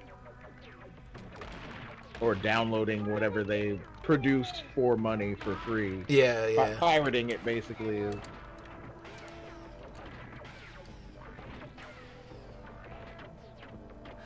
It's I think that would be funny because they're like, oh, I have these photo sets behind this paywall. Somebody should just go and like pay the lowest tier and just grab all of them and release them.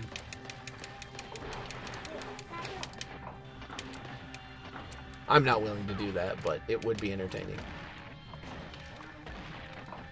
Because any dollar lost to that is too much for me.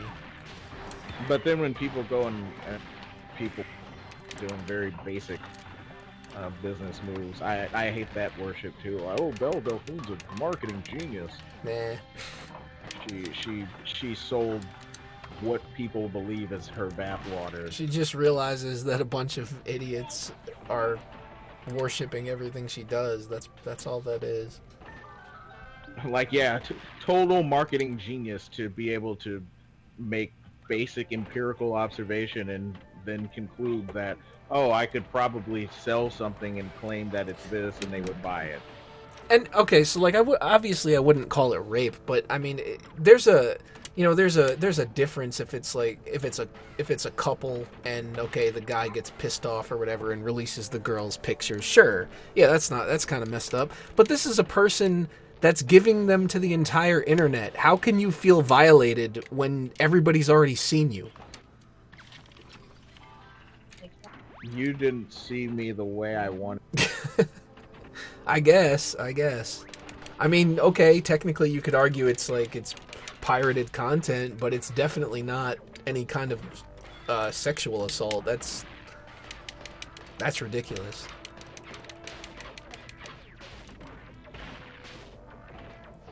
Like, just be honest. You're just mad because you want to pay for your stuff and they're not. And I mean, I guess fair enough, but I don't think it's worth anything.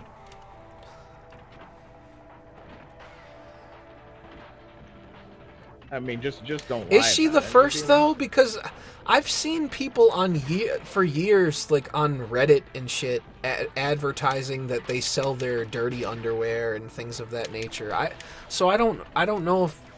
I mean, I guess maybe the bathwater is the first, but it's still in the same vein as those type of things.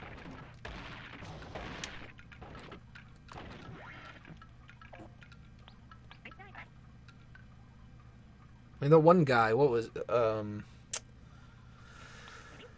what's Repsion or whatever, selling his dirty socks or boxers.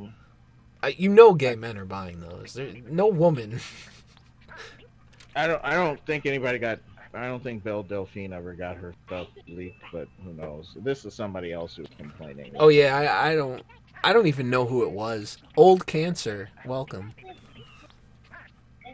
Yeah, that is an old kind of. I'm developing new cancer as we speak. What? Misunderstood. The sequel to the hit original. Yes. Oh, there's a and dog then they too. And then they get surprised, like when celebrities get theirs leaked. It's like, yeah, you used a cloud-based service. Oh, that's the dumbest thing. Why would you ever use a cloud service for private things like that? Come on. I mean, it's even a risk to have it on your phone without that, but to add that into the mix that's terrible sense of responsibility there. But you're not allowed to talk about that because that's instantly victim blaming, which is really stupid. Yeah. It's like how is teaching preventative measures a bad thing under any circumstances? Big foul. You can't say that. That's how that conversation came up, because that's what Dick said on that episode. Yeah, He yeah. said that you had to take basic precautions, and Maddox was like, "Well, no, you can't say that. The big foul. No, we're gonna have to cut that." He's like, "What are you talking about? Like, you can't say that they should take precautions to avoid that happening." Yeah, I don't have any sympathy for that either. That's just stupid. That's just bad. I mean, I guess it's shitty, but I don't see how you could not know better. It's unfortunate that you have to do that, but like, so I've had since we're okay with doing this, I'll do it. Like, I've had white people come up to me and they're like, it's so bad that when you drive through, like I said, I had to drive through this country town once because I was going to a park with my soon to be wife then, and we had to pass through these little small towns where, and in the middle of the South, where when we drove past, people could look at you. The nicest thing they can do is look at you crazy, and the worst they can do is try to hang you. Sundown town, for those that know what that is. And I was just explaining that, usually if we go through kinds of places, that we have to take certain precautions to just not spend a lot of time there, not really stop there. Don't go talk to anybody, because they could just decide, well, I don't like seeing you, so who knows what I'm going to do. And you don't want to be in the middle of that. So you just take the precaution and you plan ahead. And they're like, oh, that's so unfortunate that you have to do that.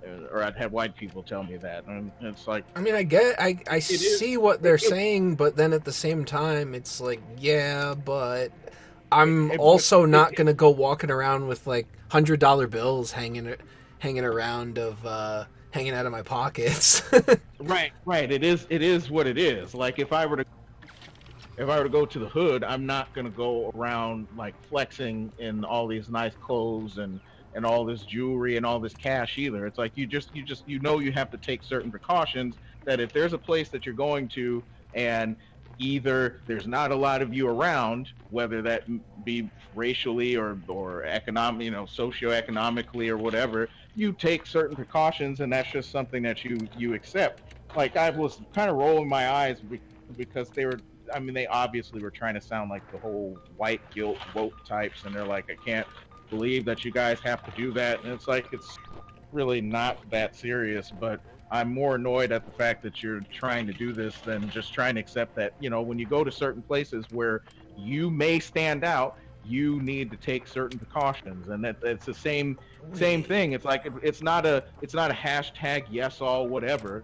It's just saying that if you're in a position where it's likely that something could happen if you're not careful, then you got to be careful. That's just the way that it is. Why you can't. Fuck did I? A good example is, if you go to a place in Japan, given how xenophobic that they can be, you can't just go and just do whatever in Japan. A lot of times they'll even have signs like, you can't come in here unless you have a Japanese friend or something like that. It's like, it's the same process to me, where it's like, well, if you want to avoid any kind of friction, this is the best course of action, because it's not worth it to. I don't need to make a political statement about anything. What I need to do is survive and go where I need to go. These people trying to feel guilty for no reason, like, get over it. Yeah, I mean, it's just one of those things, like, if you don't act that way, then it's not you. Okay, what the fuck? What? Right. Okay, I think I figured this out. You have to use the enemy to break the blocks. That's fine and all. It's kind of weird. Well,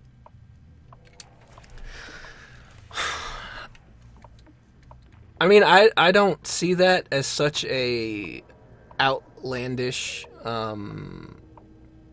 situation. Like, I mean, you could obviously argue about how common that is, but flip the situation around, and I'm sure that you would say if you walked through the wrong neighborhood as a white person, you might be at risk for something. So I kind of feel like it makes sense. Well, that's kind of why I said what I said, because I figured somebody was gonna that's gonna raise the finger and. Well, I'm saying, like, okay, you can argue about, like, whether or not that's common anymore, but I feel as though if it's valid the opposite way, then there's obviously the potential for it the other way. Well, whether or not it's common, the thing I always say is that do you want to be that one event, that one statistical event where it happened? Well, that makes sense too, but then it gets into like a girl going to a party and being drunk. Well, it's may not be that common that something's going to happen to her, but but then it also gets into territory of people, like, when is it okay to make those types of assumptions based on those things? So that's, well, I mean, I guess that's where it's an interesting line. Well, I mean, people have already done that already in the chat. So I see that, and that's what I'm saying. It's like, how does it, where's the balance? Where's the line? I mean, when it comes to issues of survival, that's not really the time that the average person is going to be logical. No. Because you never know. Them trying to think about something logically, that could be the one time when what they thought was not going to happen, happened. And then, bam, there you go. Like when they had that school shooting last year near Houston, it's called Santa Fe, Texas. Santa Fe is known for being, among many other things, a sundown town. So to me, that's like, well, that's not a place I would ever go to anyway, because it's a sundown town. So what is in here?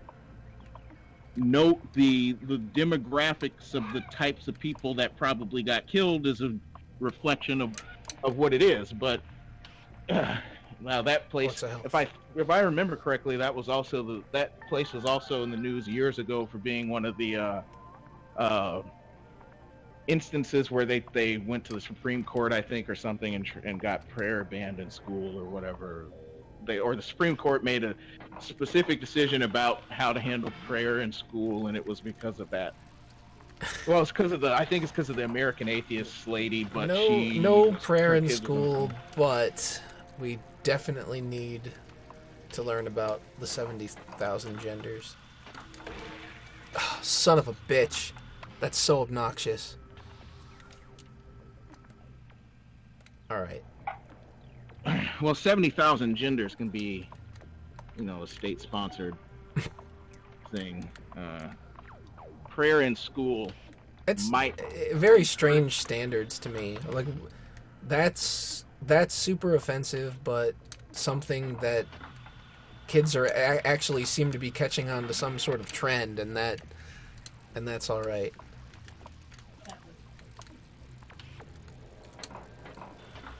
Oh God, that wasn't on purpose either. Chili Pepper, either an economics professor just walked in the door, or somebody's playing Quackshot. Come on. Oh, I'm not getting it because I'm stuck in a stupid little hallway. I see.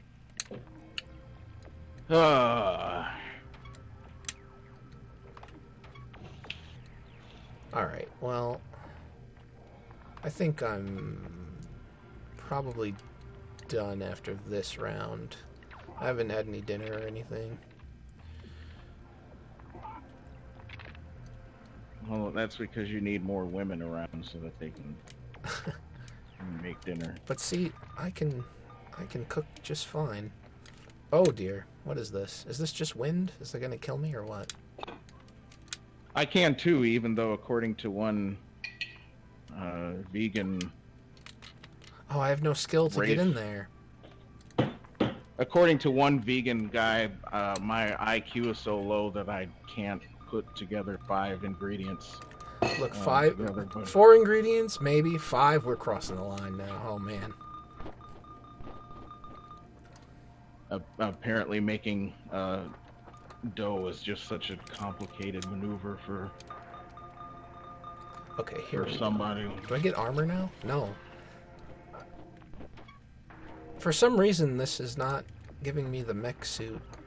I mean, I guess it's probably so that I can fit through small areas, but it's...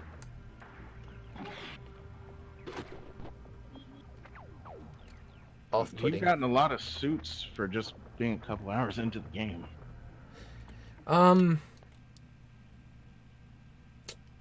Let's see. Well, every time you get a save point, it's like it transports or it either gives you a new one or transports it to you. But the actual power-ups, I have 3 of 5 for both weapons and suit, so I'm close to maxing out on all the abilities. Oh, these are like Metal Gear Solid fish. They come after you when they see the exclamation point.